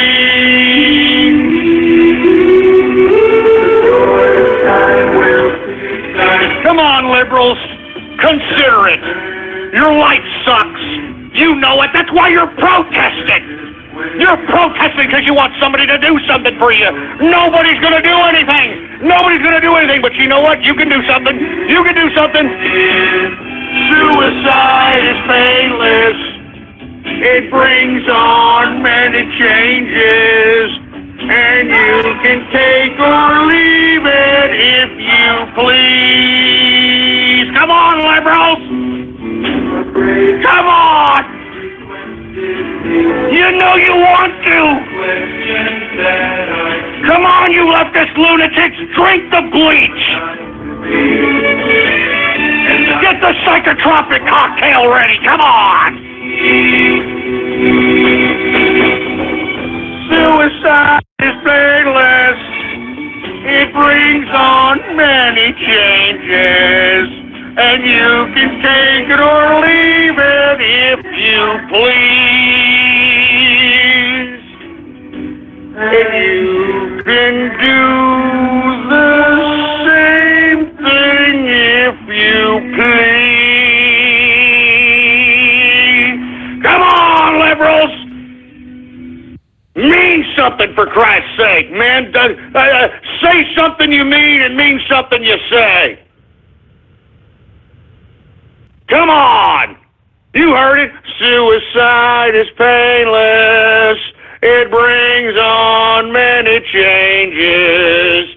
And you could take or leave it if you please. Come on, liberals, listen to me! Listen! I mean, your life sucks anyway, right? That's why you're all protesting. That's why you're all out there. I mean, you wouldn't be protesting if you look at yourself in the mirror and said, you know what, I can do something about this. What am I doing? Why am I protesting? Why don't I fix this? Why don't I pick this crap life of mine up for a little bit? Why don't I do something about it? You know? Why don't you do something about it, for Christ's sake? And I got somebody, you're advocating suicide, Ghost. I'm reporting you. Yeah, you know what? Report me! What are you talking about? I'm doing subliminal euthanasia here, is what I'm trying to do here. All right, to the liberals. All right?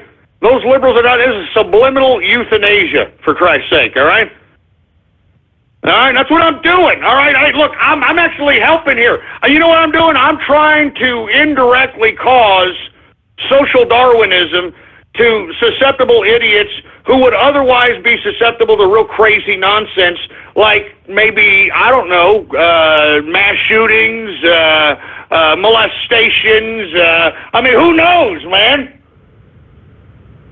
I mean, who knows? I mean, I'm providing subliminal euthanasia out here, for Christ's sake, man. I mean, I'm trying to be like the radio Jack Kevorkian for liberals, for Christ's sake, man. I'm just planting seeds. That's all I'm doing. I'm sorry. I'm just planting seeds. Just planting seeds.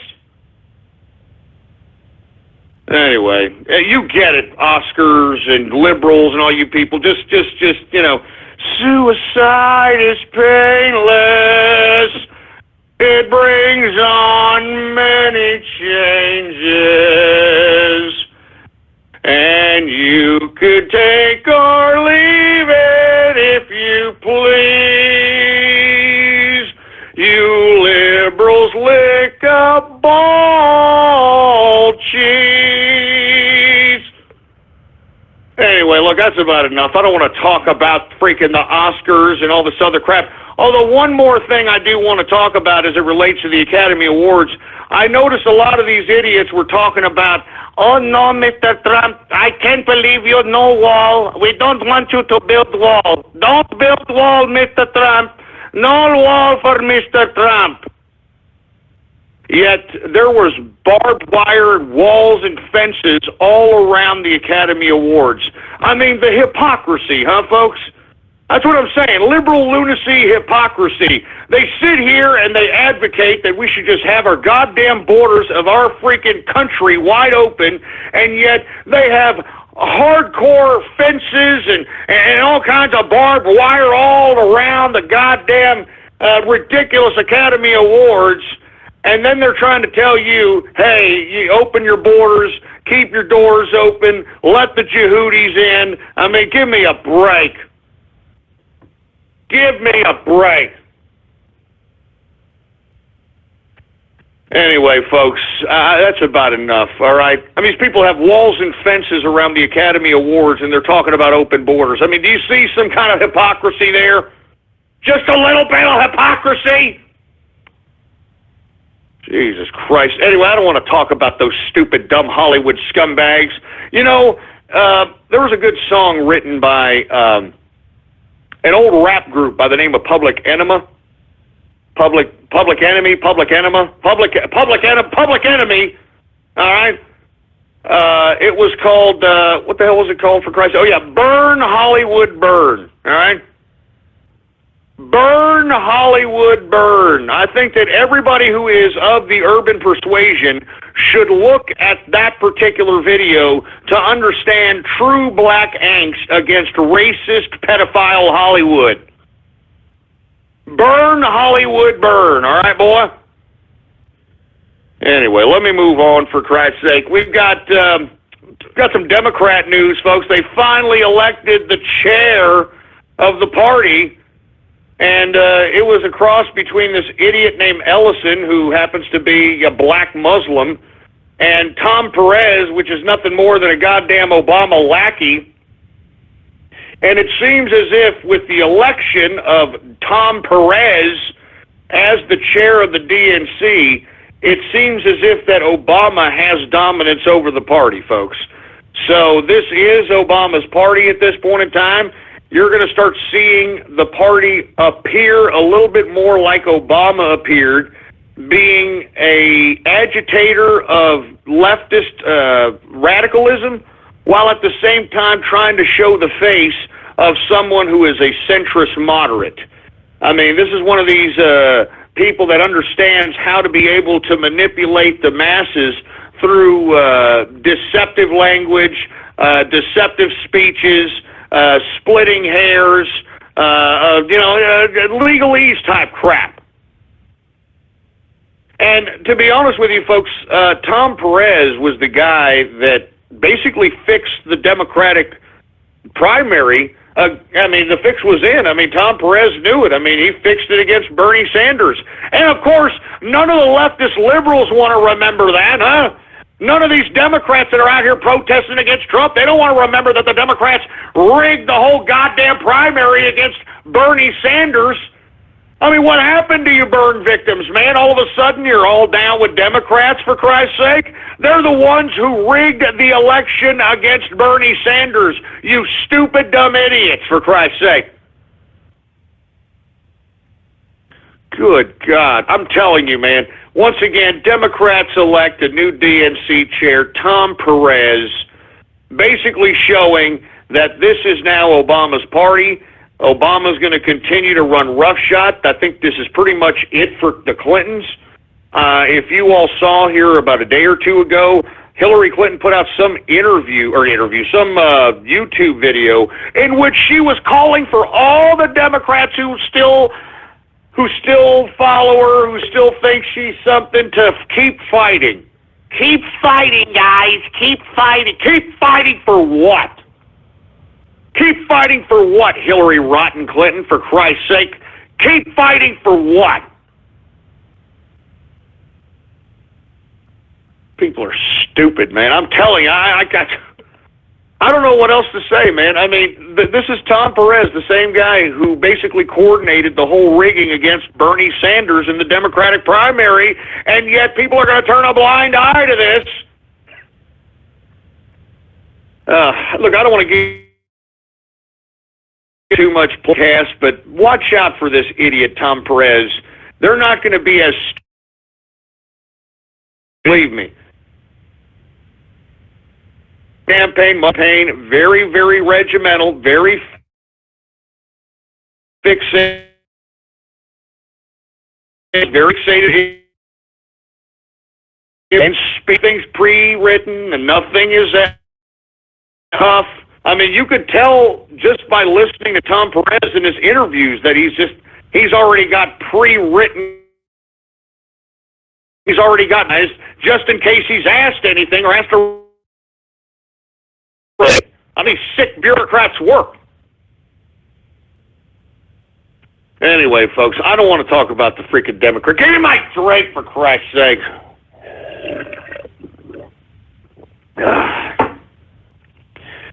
But I do want to talk a little bit about the alt-right, folks.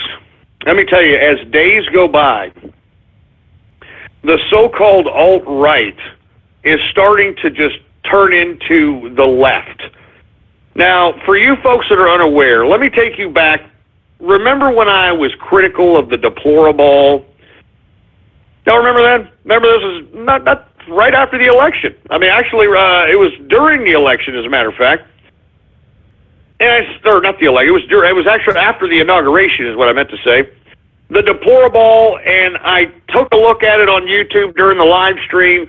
And during the live stream, I was rather taken back at the fact that there was an older man, obviously an older gay man, very effeminate gay man, with a younger, boyish-looking gay man, and they were like leprechauning their asses all over the stage. And I was very, very upset because here I am. I don't care what your sexual orientation is, okay? But, didn't you help create this momentum to, help create Trump to be inaugurated and to be president of the United States? I mean, couldn't you just say something serious? Couldn't you have taken the moment to say some kind of a speech, even if you are, with all due respect, a little effeminate, even if you are gay, okay? Why do you have to leprechaun your ass around like, you literally are, Look, when I saw that, I knew something was up. When I saw that, I knew something was up. And, of course, the organizer to the deplorable was Cernovich, okay? No, Hi, I'm Cernovich, and I want you all to get my book, Gorilla Mindset. Keep buying it. I'm gonna write another book now because I'm Cernovich, and anyway, folks, lo and behold,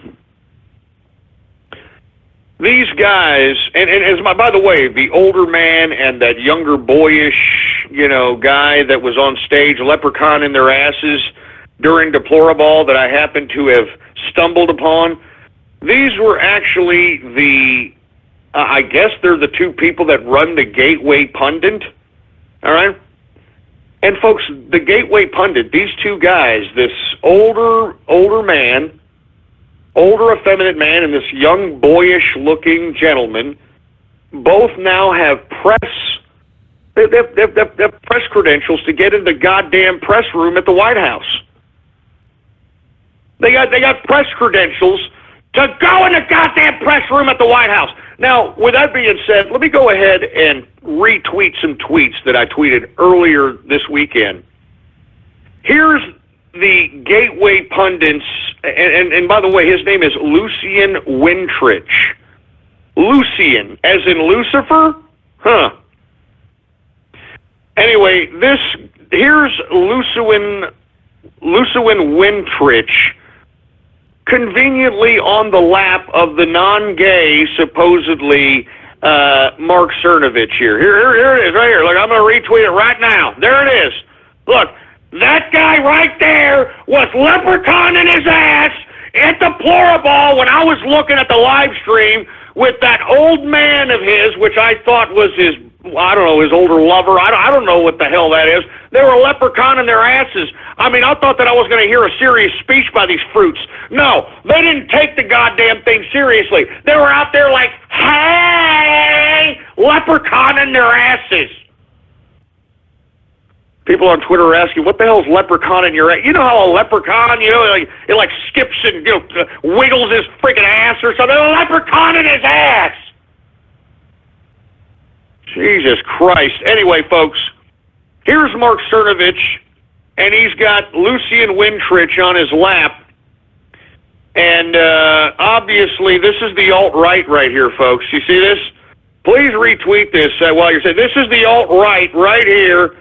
This is what everybody was following right now. Here it is. And, let's just say for the sake of argument, you play devil's advocate, and you're like, you know what, Ghost, who cares, okay, dude? So, you know what? They're gay, okay? They're gay. Do you got something against gay people, Ghost?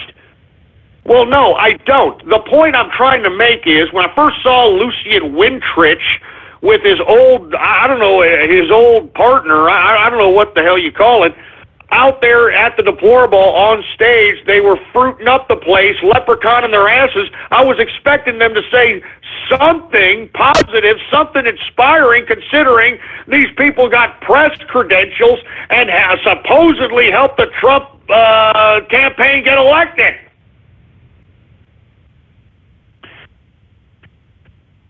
Well, that's not all, folks, okay? That's not all, okay?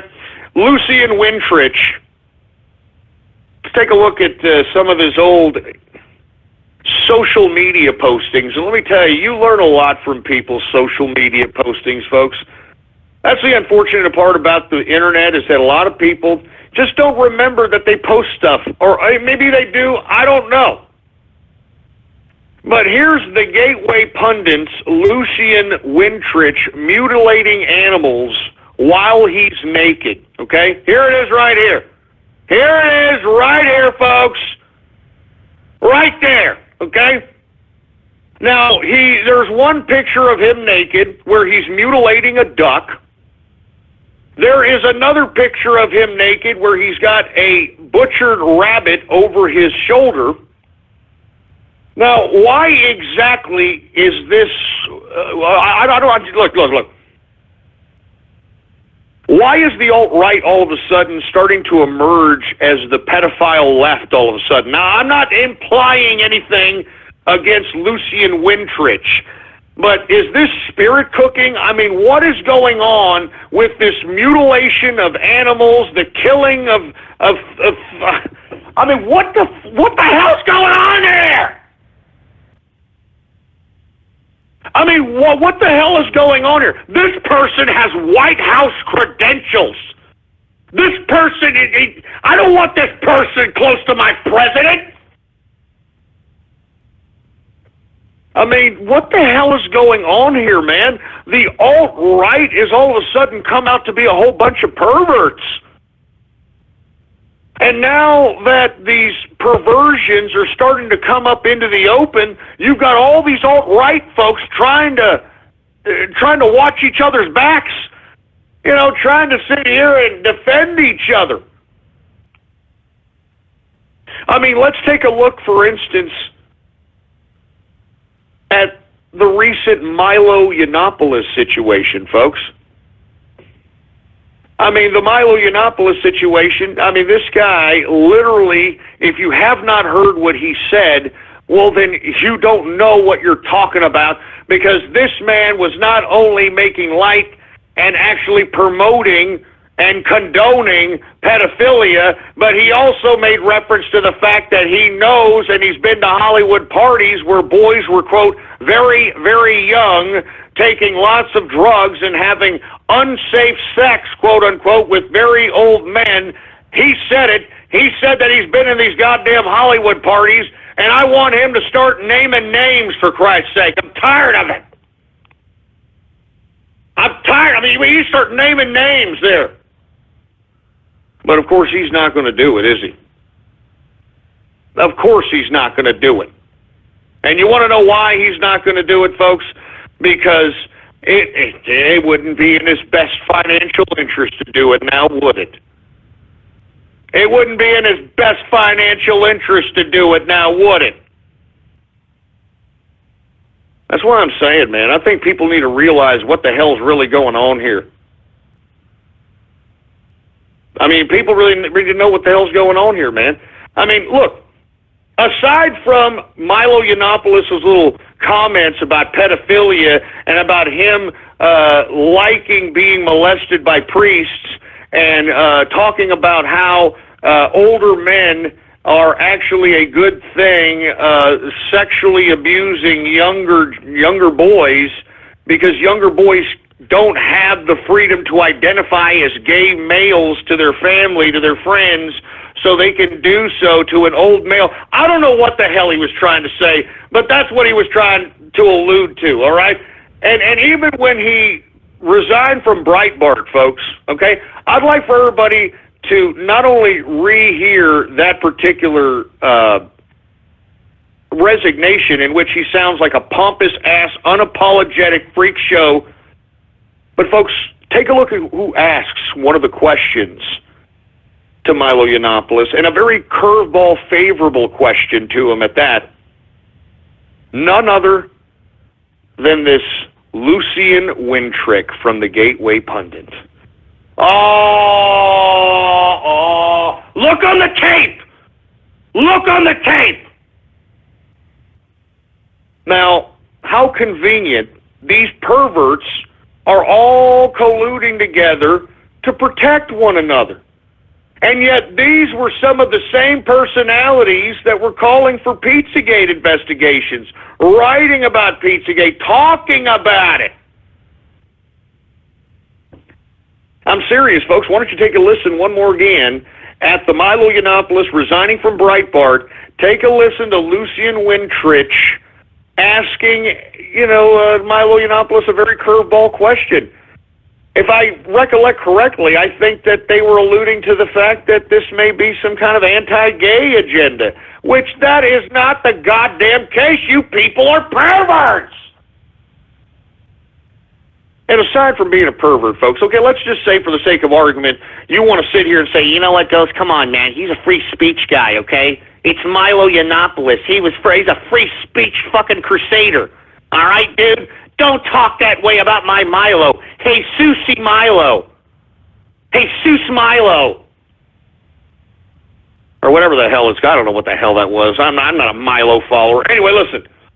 The bottom line is, okay, you want to give him the benefit of the doubt, okay? Paul Joseph Watson, you want to give him the benefit of the doubt. Mark Cernovich, you want to give him the benefit of the doubt. Alex Jones, you want to give him the benefit of the doubt. Sargon of Akkad, you want to give him the benefit of the doubt. You want to give him the benefit of the doubt because he's a free speech warrior. You want to give him the benefit of the doubt because he's this free speech guy, that he's just this ultimate free speech advocate. No, it's Mike Cernovich. Who cares? You can tell I don't care about Cernovich's name. I don't even know his first name. Anyway, for all you folks, well, before I get to that, we are now in the third and final hour of the True Capitalist Radio broadcast. And, of course, I am your host, the man they call Ghost. And once again, I want to thank you very much for tuning in with me. Before we get started, please follow me on Twitter, folks. The Twitter name to follow is Politics Ghost. All one word, no underscores. Politics Ghost is the name to follow. And, of course, spread it around, spread it around, spread it around.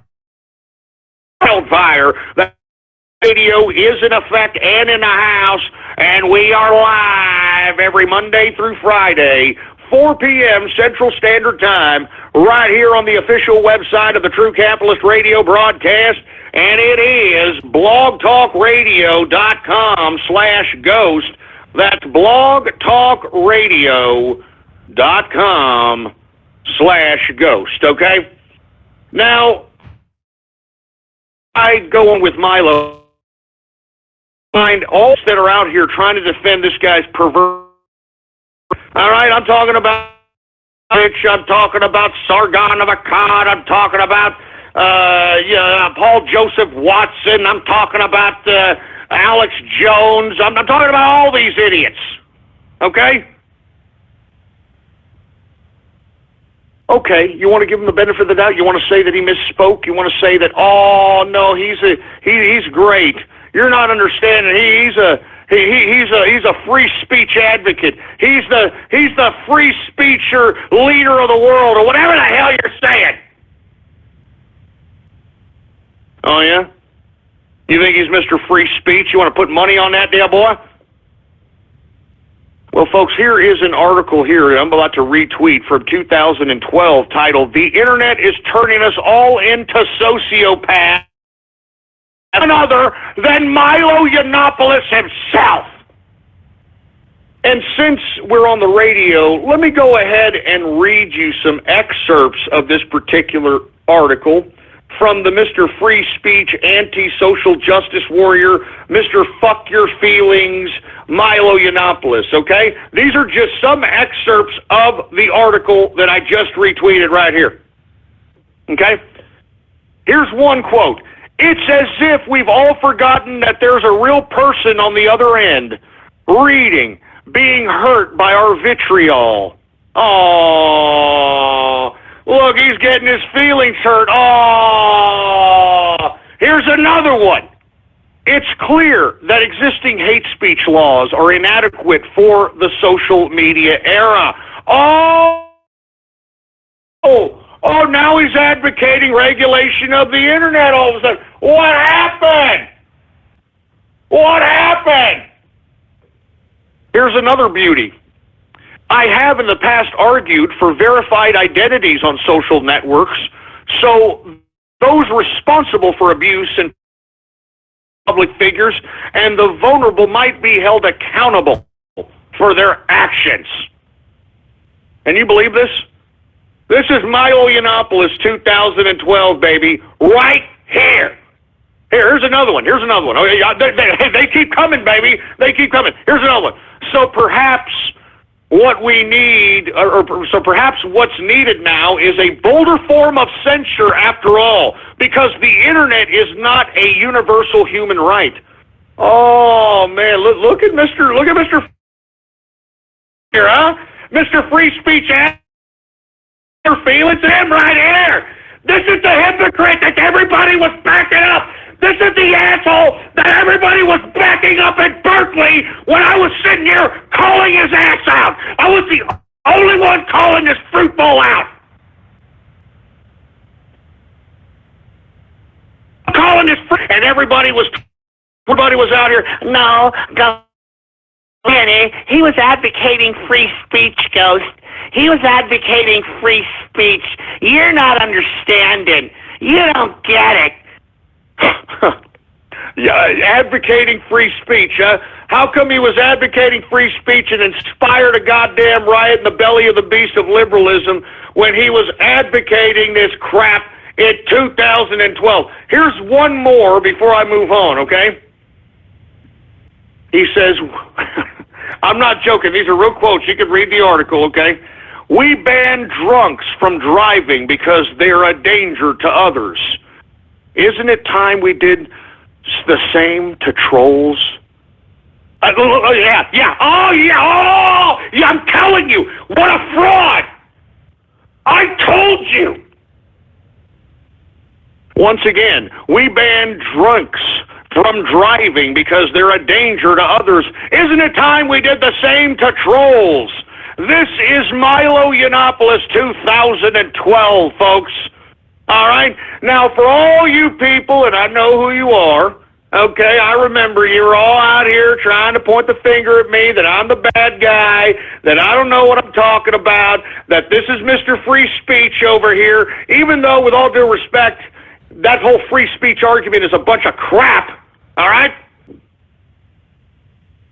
All right?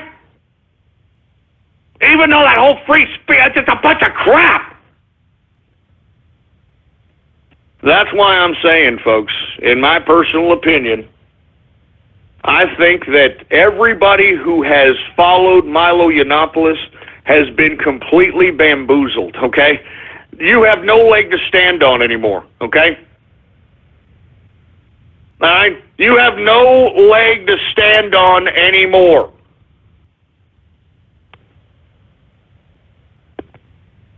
Jesus Christ, man. I mean, I'm just saying, folks, remember, I was talking about this guy a long time ago.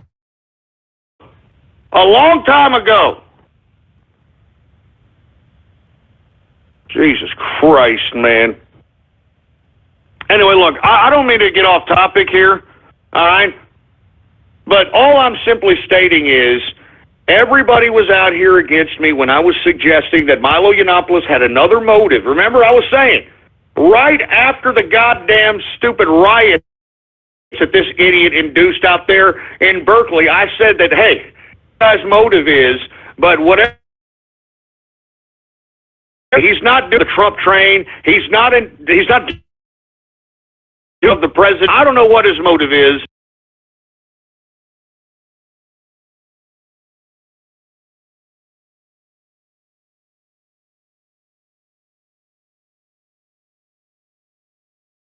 You just got burn victim by him. You know what I'm saying? You just got burn victim. Hey, look, I've got idiots already. Oh, but he changed his opinion, Ghost. Can he change his opinion? Blog Talk Radio. Welcome to Blog Talk Radio. Please hold and you will be able to listen to the show.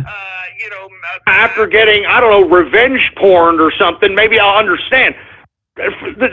He's 32? 32 right now? 32 minus 7 is like what? 25? He was 25 years old. 25 years old when he wrote that. What are you going to be? Oh, well, no, he changed his mind. Oh, that was 4 years ago, 7 years ago, 4 years ago, for Christ's sake. He's like 28. He's 28, for Christ's sake. You mean to tell me that he doesn't have his mind set up at 28? At 28? I'm just saying, man, I am personally believing that this whole alt-right stuff, I don't know if it's a psyop, I don't know what's going on here, but that's why I have renounced and denounced the alt-right. These people are no better than the far left. They're no better than the far left, because you want to know something? Us on the right, we're supposed to have common sense. You understand that? We're supposed to have common sense. We're supposed to have some integrity. You know, we're not supposed to be a bunch of sick perverts. We're supposed to protect children. We're not supposed to be sitting around. It doesn't matter if you're a homosexual or a heterosexual. You're not supposed to be hanging around naked, mutilating animals and putting it on a goddamn camera, calling it art. I mean, that's spirit cooking crap. And lest we forget, folks, Milo Yiannopoulos did some spirit cooking like crap too, for whatever reason. Remember when he bathed in pig's blood? Yeah. Yeah, why don't you go take a YouTube search and take a look at when Milo Yiannopoulos bathed in pig's blood, and take a look at the gay hazing that was going on at that event. I'm not joking around. There were gay hazing, and conveniently there was a bunch of ugly, burly-looking fat dudes gay hazing a Twinkie-looking little effeminate boy. Hey, look on the goddamn YouTube channel. Look on the YouTube, and you can find it, folks. I'm not joking around. All I'm simply stating is that regardless if you forgave Milo for the pedophile, okay?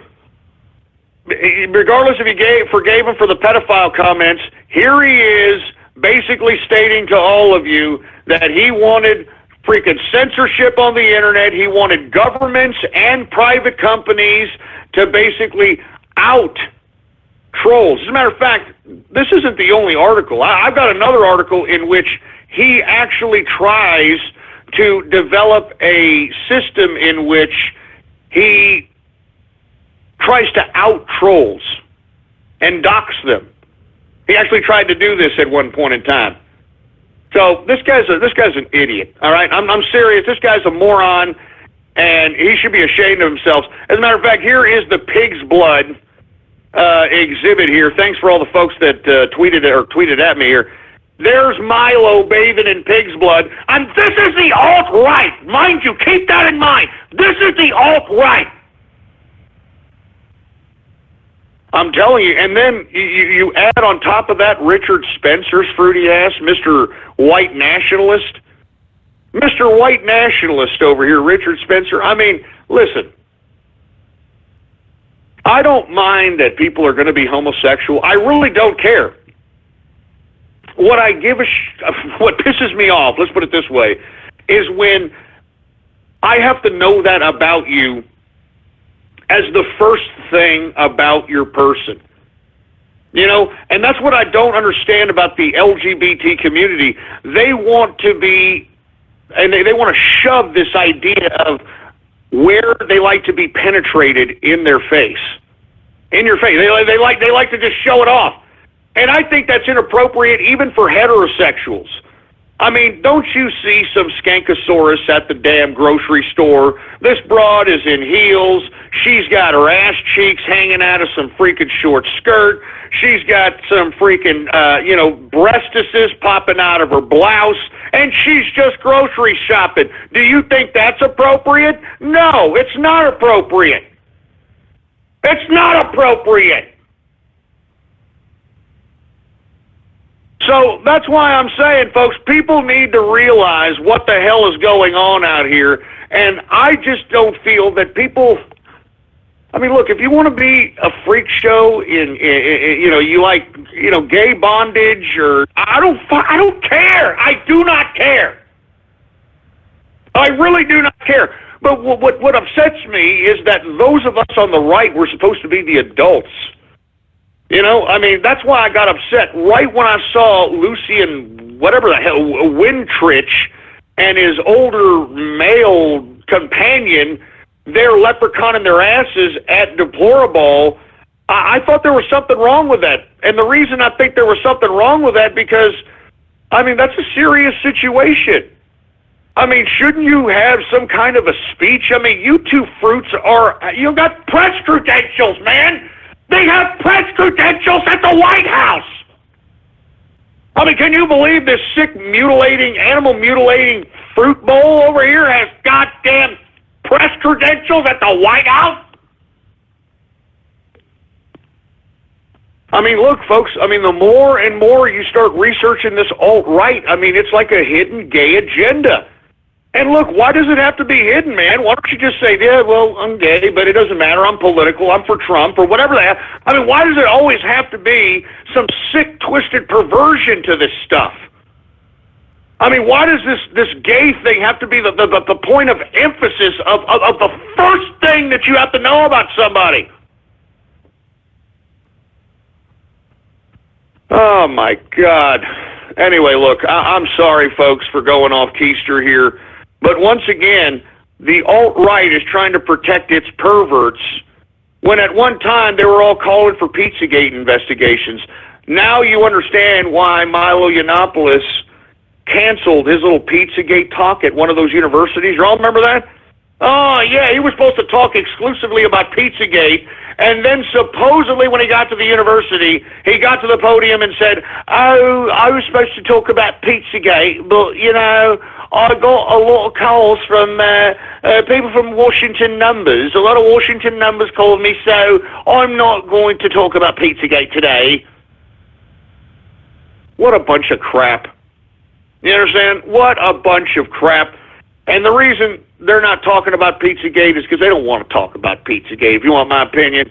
They don't want to talk about it because if they start delving around in other people's nefarious, sick, twisted perversions, it's going to come back around to them, and it seems like it is. So look, stop protecting the perverts. Paul Joseph Watson, Alex Jones, Sargon of Akkad, and all you people with half-assed credibility, all right? You're making yourselves look dumber than you already are, for Christ's sake, backing up this moron. You people are idiots. I just proved to you that this guy's a hypocrite.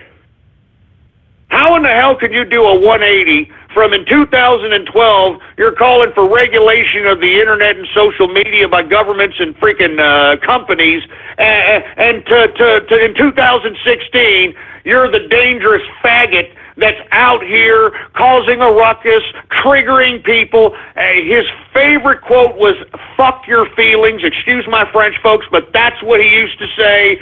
He was such a pompous-ass little fruit, and now, all of a sudden, it's all coming back around to him. So anyway, look, I've had about enough talking about these goddamn alt-right freaks. They make me sick. I just wish that we were the adults again, you know? I wish we were adults again. Jesus Christ. Uh-oh, and somebody's like, yeah, you can change your opinion. You're an ex-conservative. Yeah, I'm an ex-conservative by name, but as you can see, I still have somewhat conservative values, idiot. I mean, I'm not saying one thing in 2008, 2009, and going a complete 180.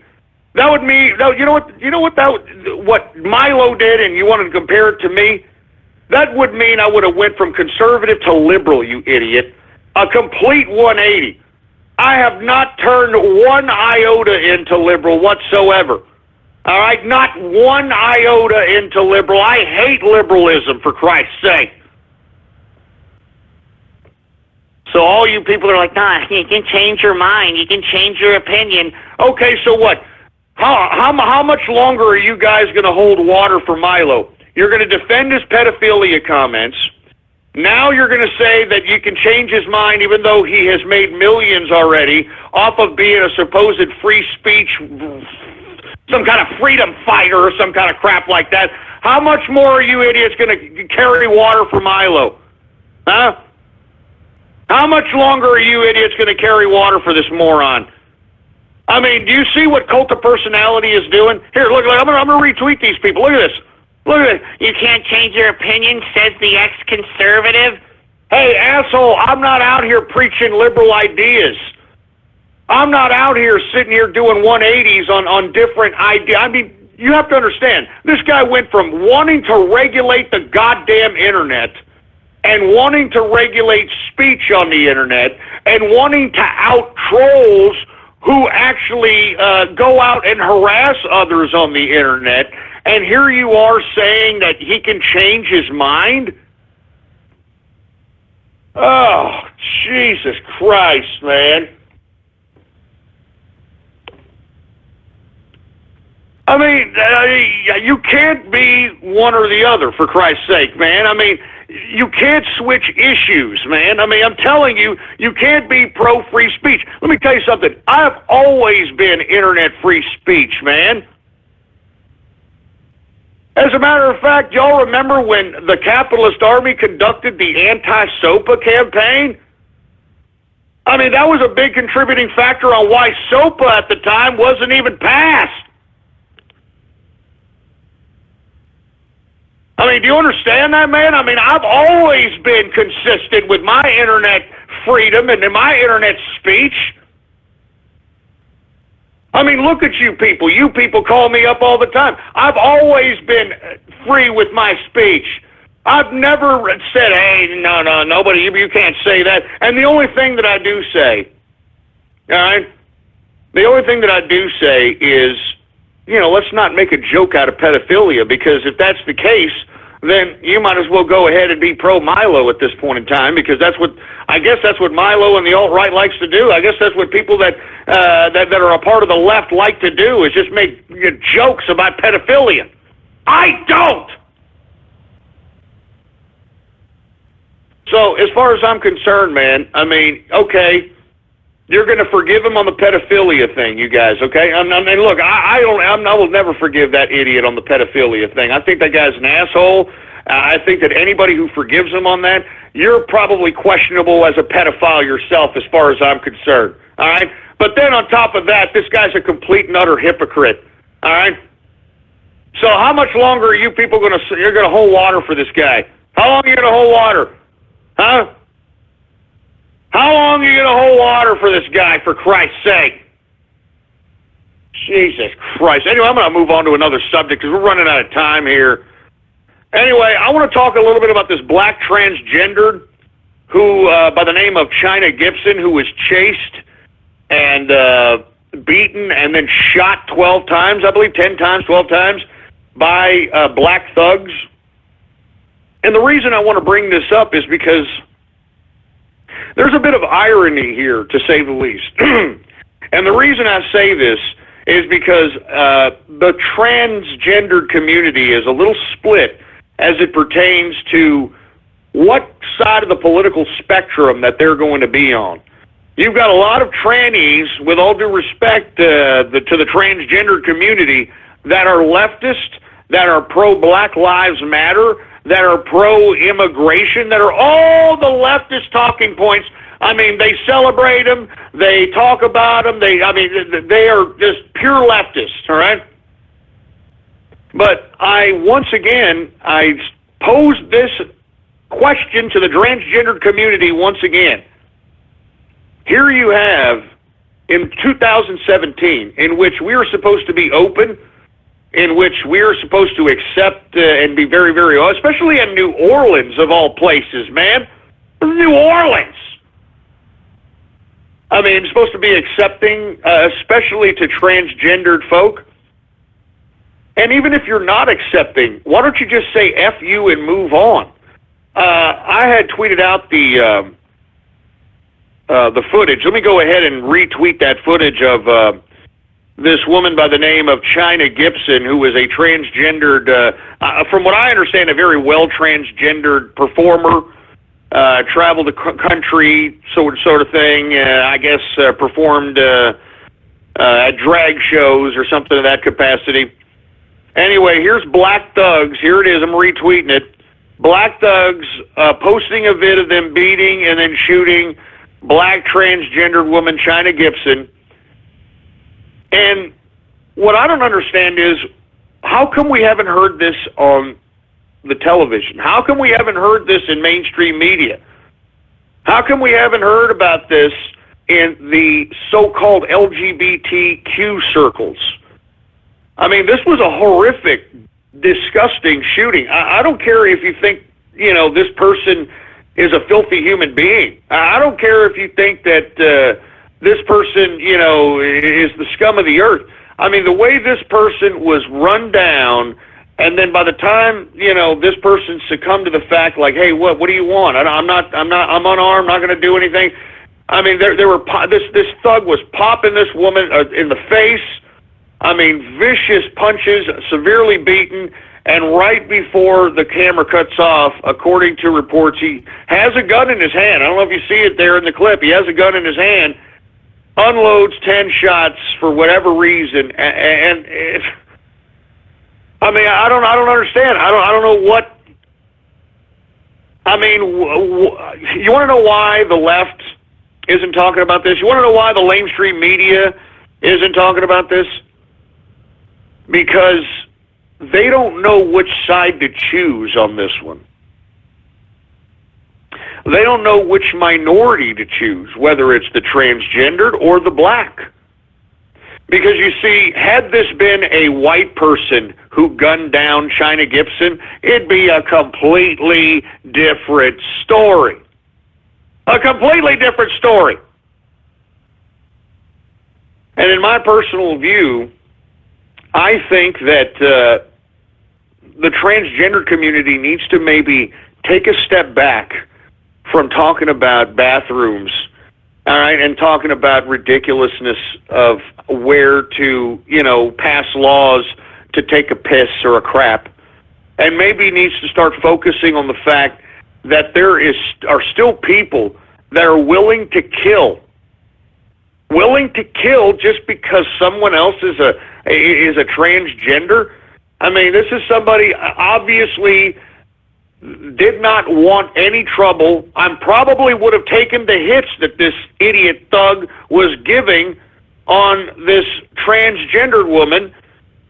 Probably would have taken the hits and would have just coughed it up to bad luck and but no, this guy had to unload 10 shots. I mean, why? I mean, why don't we talk about the immense hatred within the minority communities against gays, transgenders, lesbians, queers, etc.? I mean, this is a serious issue as far as I'm concerned, man. I mean, this is a serious issue. I mean, this is supposed to be 2017. I mean, I want law and order, okay? And law and order to me would mean that even a transgendered should be able to walk down the street safe without having to worry about getting bludgeoned or beaten or shot. I mean, this is really what we have to get down to, and I think that the transgender community needs to focus on the fact that I don't think that the LGBTQ community has your best interest at hand. I don't think they have your best interest at hand out here, because had it been a gay man that had been shot and beaten, oh, you would have heard it all over the goddamn news, right? And I think that transgenders need to look at this and realize that, wait a minute, these leftists, they don't really care about us. I mean, you've got the mainstream media ran by the Democrats and the leftists and the liberal lunatics, and they're not giving this one bit of airplay. Why? Because it's black folk on black folk crime. And because it's black folk on black folk crime, they don't want to take up for the transgendered strife. And this is a blatant bias against transgenders by the left. By the left! By the left wing, for Christ's sake, man! I mean, this is black on black crime, and not to mention, this is not just black on black crime, this is a black on black hate crime as defined as United States law is concerned. This is a hate crime here. I mean, look, if there was a definition of a hate crime, there it was. I mean, there's this sick maniac chasing this tranny down the street, and then when the tranny finally says, all right, what do you want? What do you want for it? He gets beaten up, and then that wasn't good enough. It's shot 10 times? For what? I don't get it, man. I do not get it. And you know, people are tweeting at me saying that they're trying to blame religion on this. Oh, really? Oh, like that brother with the gun in his hand is going to church every Sunday, right? Get that crap out of here, man. Get that crap out of here.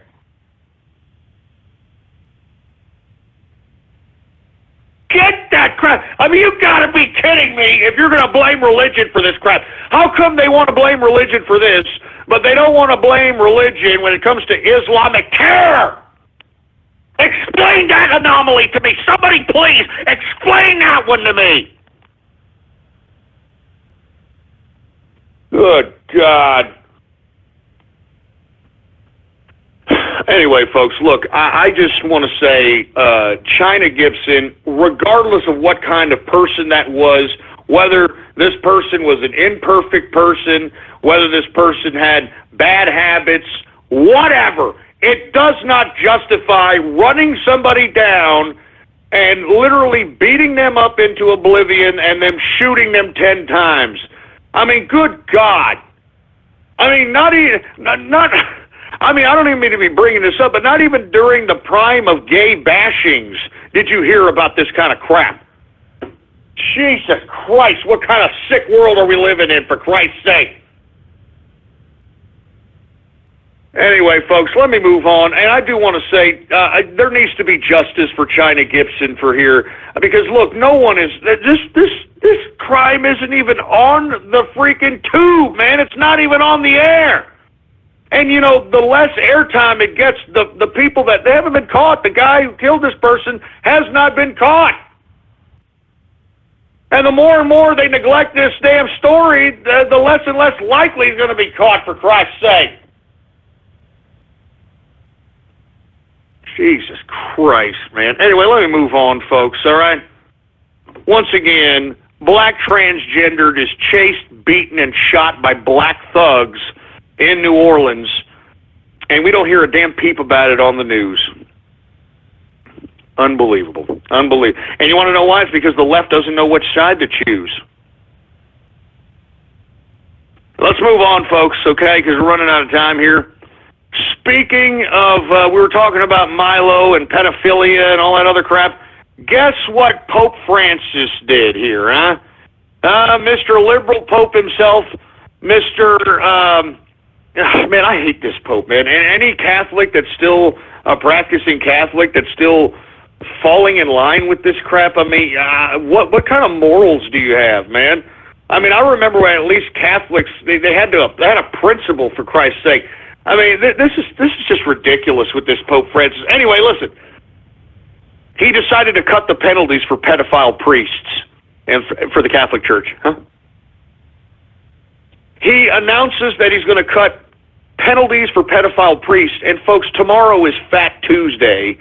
And for you folks that are unaware what Fat Tuesday is, Fat Tuesday is supposed to represent when you're supposed to eat all this meat and all this stuff that one is supposed to give up for Lent. And for you folks that are unaware, I think Wednesday, I believe it is, people give up some meat or some vice. They give up something for Lent. I don't know what it is. You know, I find it funny that this asshole Pope cuts the penalties for pedophiles right before Lent, for heaven's sake. You know, this Wednesday, they're going to have the Ash Wednesday. They got these goofs going in there and having these pedophile priests, you know, marking X's on their head, which is, I don't know if you noticed this, folks. It's not an X, it's a cross. But if you take a look at the majority of these idiots that get the ashes on their heads, take a look at, they're upside-down crosses, you morons. They're upside-down crosses. You morons don't even know it. I mean, what? Just take a look at the idiots with the crosses on their heads on Wednesday. All right? There's upside-down crosses, for Christ's sake. Anyway, Pope cuts penalties for pedophile priests as Catholics prepare to sacrifice for Lent. Huh? I mean, only the Catholic Church can get away with this, folks. You remember the Branch Davidians in Waco? You know, they were raided and assaulted with firearms by the ATF because they suspected that there was some level of child molestation involved with the Branch Davidians, which ended up being dismissed, discounted completely after an intense congressional investigation. That those ridiculous ideas were actually implanted by an FBI informant that knew it wasn't true, so that they could give the justification to go in there and raid the Branch Davidians, not because they were, quote, molesting children, but because they were stockpiling a little bit too many weapons that made the ATF a little uncomfortable. All right? Jesus Christ. I'm serious, man. I mean, come on. Wake up. Jesus. And you know what makes me upset, and let me explain why I brought up Waco. I'm not a Branch Davidian by any means. But they got raided on a suspected child molestation charge that was unfounded and discredited. The Jebs, remember the polygamous guy that he had a compound in Texas, had a compound in Warren Jebs was his name. Remember that guy? They went into this compound and rounded up all the women and children and took them to a completely different area. All right?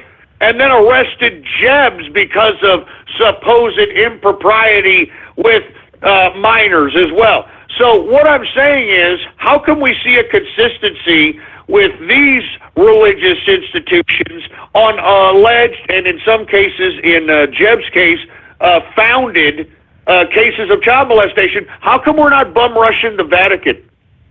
Huh? How come there's not an inter-country pact to just go in and raid the Vatican and start unearthing these freaking pedophiles by the hundreds of thousands? I'm just asking, man. I'm just asking.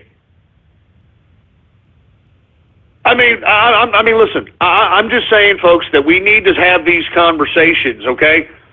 All right? And I think that the Catholic Church should be taken down for all the millions of children that they've molested, and everybody just wants to pretend that didn't happen.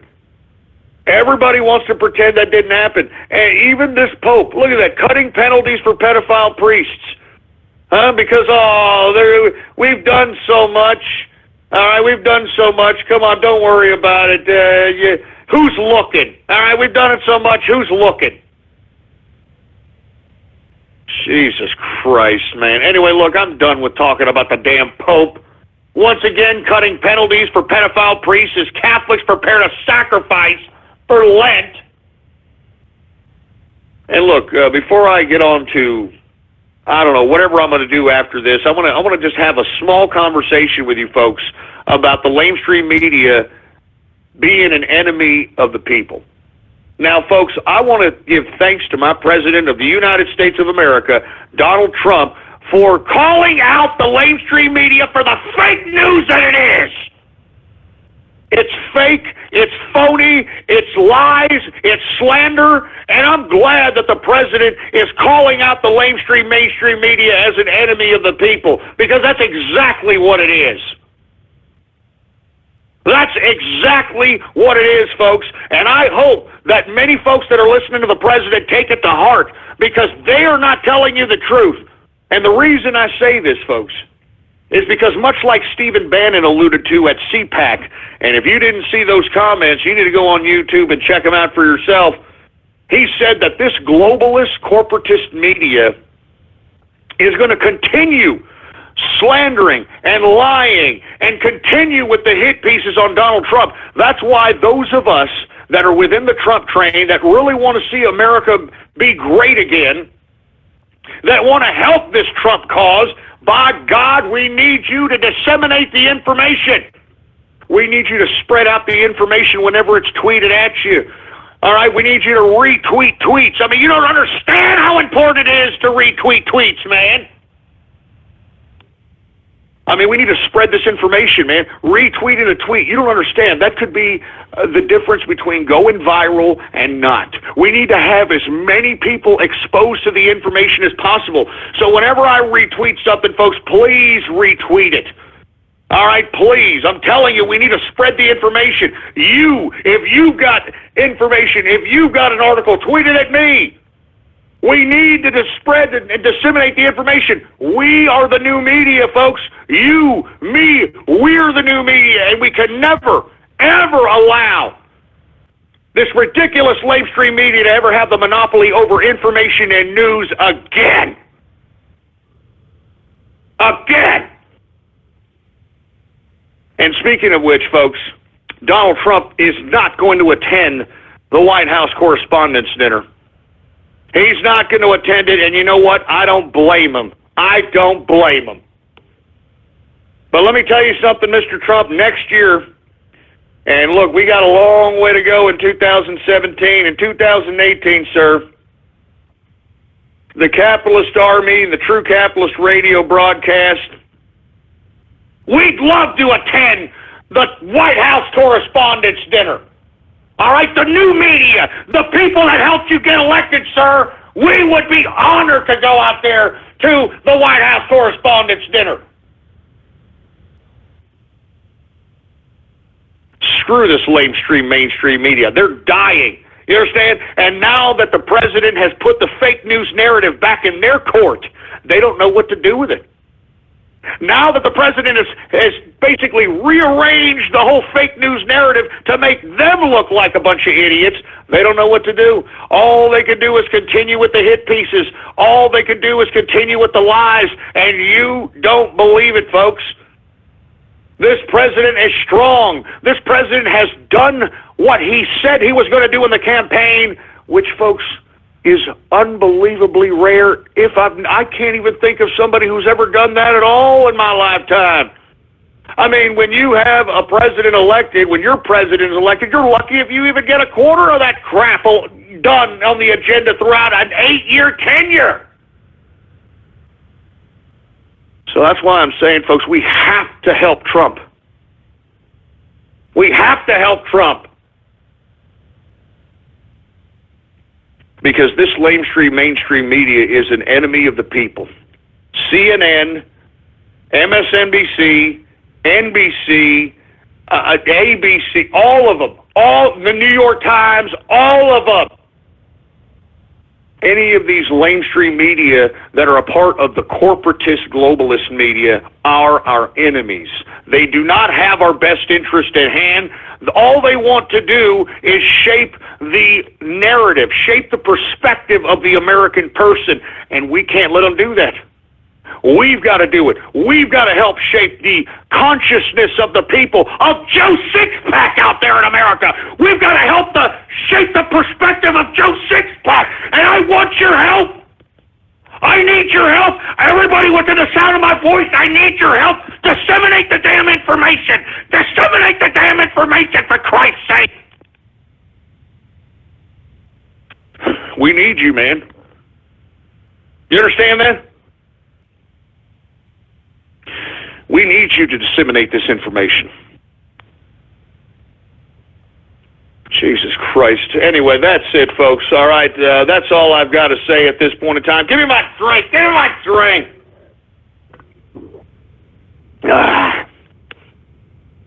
Oh, my God. I'm telling you, man, it just pisses me off sometimes. Anyway, let me just calm down here. We'll take a deep breath here. Let's just go ahead and get to everybody's favorite part of the broadcast, all right? And I'm talking about Radio Graffiti! That's right, folks. Radio Graffiti, the part of the broadcast where the spectators become a part of the spectacle. All you got to do is give me a call right now at 516-453-9903, and when I call on your area code, you've got exactly 3 to 4 seconds to say whatever it is that's on your mind. That's why we call this Radio Graffiti, all right? Anyway, folks, before we get started here, I do want to remind everybody that we need more optimism sold here, all right? We cannot allow Team Fortune Cookie to win. All right? I mean, they don't even deserve the 15 minutes of goddamn radio graffiti that I'm giving them now, for Christ's sake. So listen, I'm calling out for Team Optimism here, man, all right? Type in your browser right now, ghost.market. All right? Ghost.market. And we need as many people as we possibly can. Look, we got Optimism is down by 10. Optimism is down by 10 autographs to Fortune Cookie, for Christ.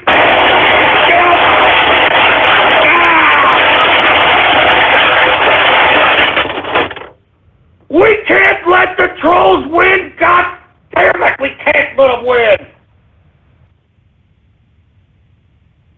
We can't let them win. God damn it, do y'all hear me? We can't let them win. Come on, man. Come on, we can't let them win, for Christ's sake. Give me the mic. Give me the mic.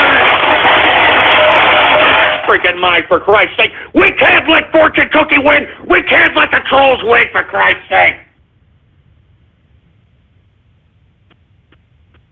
Anyway, do we got any goddamn radio graffiti callers, engineer?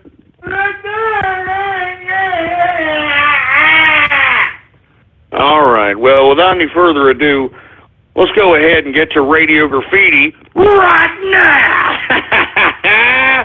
All right, how about anonymous radio graffiti? Night Prowler radio graffiti. Anyway, folks, let's get to everybody's favorite part of the broadcast, and I'm talking about free blowjobs between me and Barry Satoro. I will make slow motion sex right now. Oh, oh yeah.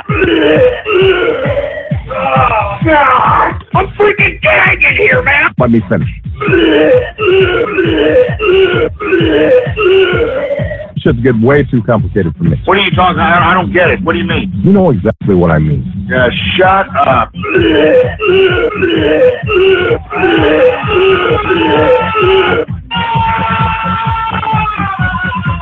Good stuff. You son of a bitch, you freaking pervert! You're sick, man! Enough of this sick perverted crap, for Christ's sake! Enough of this sick perverted garbage, man! Listen, enough of this sick garbage, man! Seriously, enough of this sick crap!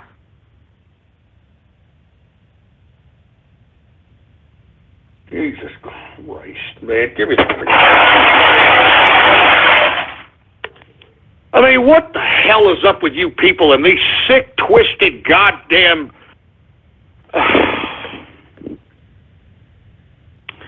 Anonymous radio graffiti. Ladies, gentlemen, indisputable, there's a new show in town, and its name is Gamers Quarantine. Gamers Quarantine concerns news about games, consoles, and developers, and broadcasts Monday through Friday at 11 p.m. Central United States. What the hell are you talking about, you moron? How about Anonymous radio graffiti? Today the farm is all about iTech. This is Hey, it's not the butter, it's not the damn butter. That's right. We'll be making a go pierce not out of It's not the butter, I just gotta out of. drink a little bit more beer, it's all Don't that. worry, Cat. The farm is going to show us I just gotta drink a little bit more beer, that's it. holding butter, so we can be better I just gotta- busting champions. Hold on a second, give me... What the hell is that about, man? And hey, it's not the butter. Shut up about the butter. Not the goddamn butter. 423 Radio Graffiti. I'm going to get Grandpa Paul to taking up the pooper. Grandpa Paul, come over here. Come on over here, take your underwear off, boy. Come on over here, take your underwear off. Oh, yeah, boy. Oh, Grandpa Paul, baby. Oh, take your underwear off, boy.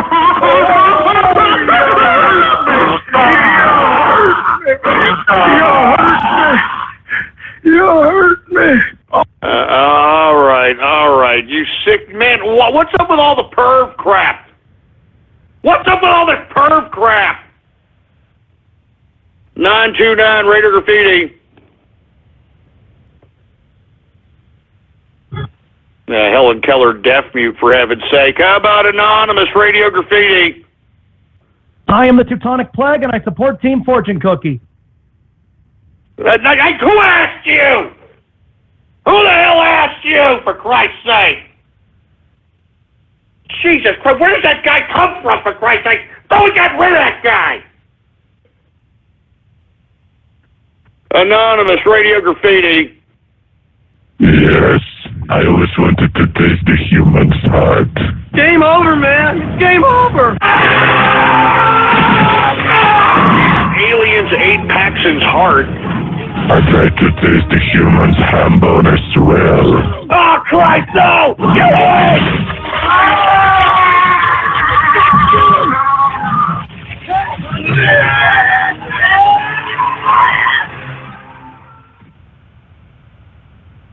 What the hell? Was that the robotic African booty scratch? What the hell was that?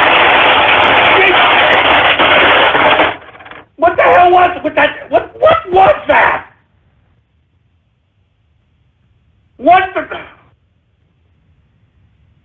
Jesus Christ, man.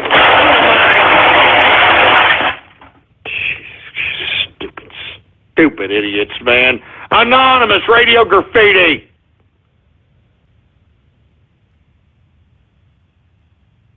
Jesus Christ, another Helen Keller deaf mute. Anonymous Radio Graffiti. Sell African booty scratchers merch. Sell African booty scratch. Now, shut up. Shut up. Jesus Christ. 412 Radio Graffiti. What the fuck are we supposed to do? We're some real pretty shit now, man. That's it, man. Game over, man. It's game over. Shut up. Stop crying over spilt milk, you little son of a bitch. Just sit there and shut your mouth. You sit there and shut your mouth, and you speak when you're freaking spoken to, you stupid son of a bitch! Shut the fuck up! Man, why you gotta do that, man? Why you gotta mix that with Bill Paxton, for Christ's sake, man? Why you gotta do that? Why you gotta do that, man, you sick pricks? Good God. 404 Radio Graffiti. Come on, God. We've had enough of the joke. The joke is up. Remove Donald Trump as a global anthem, a global currency, We or do a this global for the line.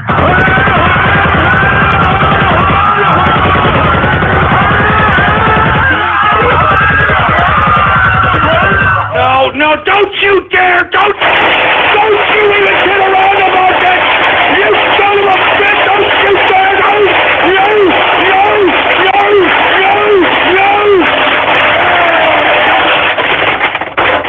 Don't you even kid around about that, you son of a bitch! Don't you even kid around about it!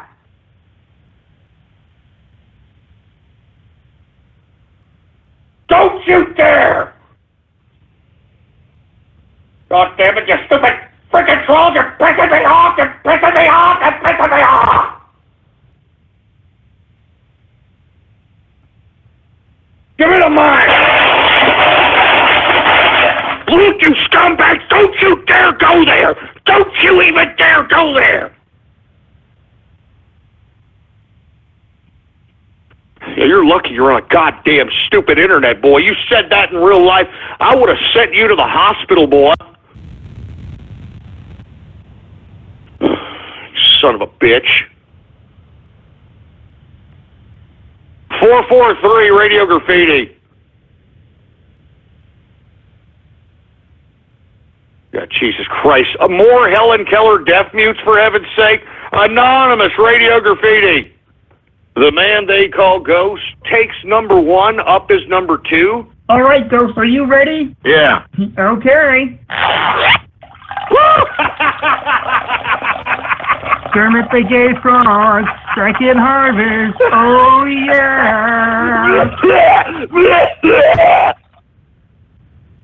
You son of a bitch and frog!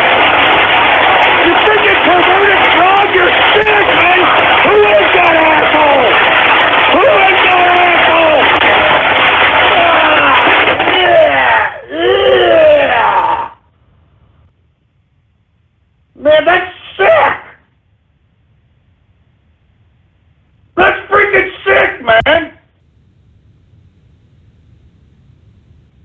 Oh, my God, man. Man, I'm glad there's only 6 minutes left. Give me that. Look, let me look at... Let me look at the guy. Can you give me a freaking count, engineer, where we're at? I mean, please tell me they bought more goddamn optimism, please. Please! God damn it. Look, please, anybody who's listening out there, man, look, if you like the show, I mean, come on, man, please, man. I can't let these assholes have Radio Graffiti back, man. Look, please, just type in your browser right now, ghost.market. All right? Just buy a Mr. Optimism, please. Just please, come on. If you appreciate the show, man, 3 hours a day, 5 days a week, don't let these trolls win. Don't let these cyber vermin win, man. Please, man, please. Jesus Christ, man.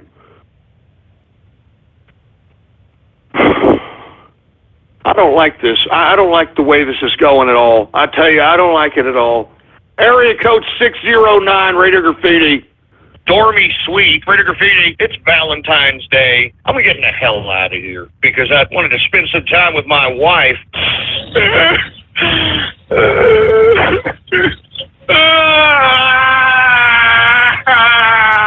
Hell, that. What did you just say to me? I love you too, engineer. Thank you. Angie, come on, Angie. Can't go with my freaking butt crack. Oh, you had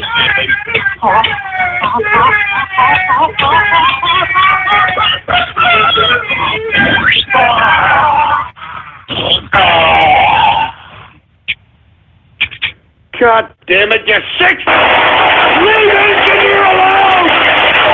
Leave the engineer alone, you sick freak! Look, you can talk about me all you want to. Leave the engineer alone. Leave my family alone, for Christ's sake, man. Stop it, man. Just stop. Please, just stop. Man, give me the mic. Look, listen to me, man. Please, if anybody's out there listening, please buy Mr. Optimism merch, man. Please, for Christ's sake, please. Please, man. Jesus Christ, please. We can't let these damn troll terrorists and cyber vermin win, man. Do you understand me? We can't let them win. Anonymous Radio Graffiti.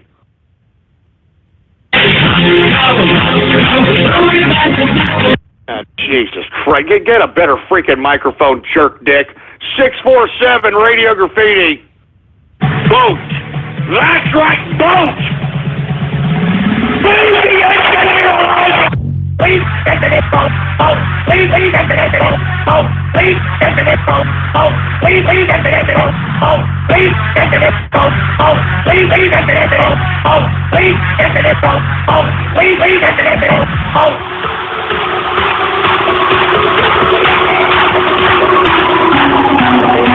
What the hell is that, vote, for Christ? God damn it! Don't be fruit me up with that goddamn gay music, man. That's gay club music, man. That's gay club music. Don't be mixing me with no goddamn gay club music. Give me the mic. Oh, for Christ's sake, man. Don't you dare. Freaking gay club music. Anonymous Radio Goddamn Graffiti. J-Man Capitalist Radio Graffiti. All those in the inner circle. Let's go ahead and start taking some Twitter shootouts of you ungrateful little twats. We got Sneak Man, Classic Master, T. Stoner, King M. Tech Capitalist. Distilling Pub Guy, Godzilla, Peter Pitt, Snow White, Panda Man. Mexican, Bash, Venison, Pipe, Snack Hack, Ace, Leslie Jones, Carrasco, Eeyore, Brody, Campbell, Denchi, Buddington, Ashel, Dodge Kid, J-Man, Cody, JJ Move, Tyson Rocket, Justin, Disco Waffles, Fort Oak, Brody Edwards, Grillin, SRJ Frosty, Anthony Blue, Dave McCrank, Sankey, Windows and Doors, Ralph East, My White, Tech, Joey Brody, Mike Smith, Squatch, Boat 73, Jervis, Blue Smooth, Scarlet Moon, Porky Poru, Scrapper, Jimmy Apples, Wheelie Atkins, Dairy, Prince Casey Crab, G. Allen, Leggett Tom, Irish Zed, Leo Veteran, Trumpet, Capitalist, Woo, Sally, Hotbox, Daniel Daybreak, Southern AU, Super, Harlan Vengeance, El Paso Loco, Wyatt, Dorito, Young Ghost, Strictly Diesel, Capital Kush, Ray Snake, Electric Bench, Lord Falcon, Modern Capitalist, Pencil Mean, Kazuna, Aru, Chris Hyde, DH, Eagle, Big Creek, Iron. You gotta be kidding me! You gotta be!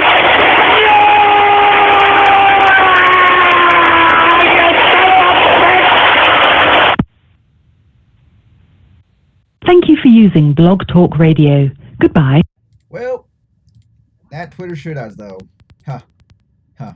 Huh. Anyways, guys, that's it for the stream. I need to go quickly now because I have to start the next live stream. You guys over to the UBN YouTube channel. Make sure to go to BN Theater as my next live stream show starts now. Links in the descriptions. Also, shout out to everyone coming up for tonight or the chat room.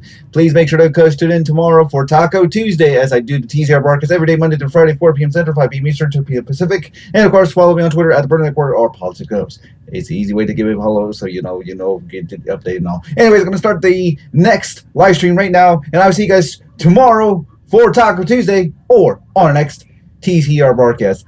Good night, everybody, and good riddance.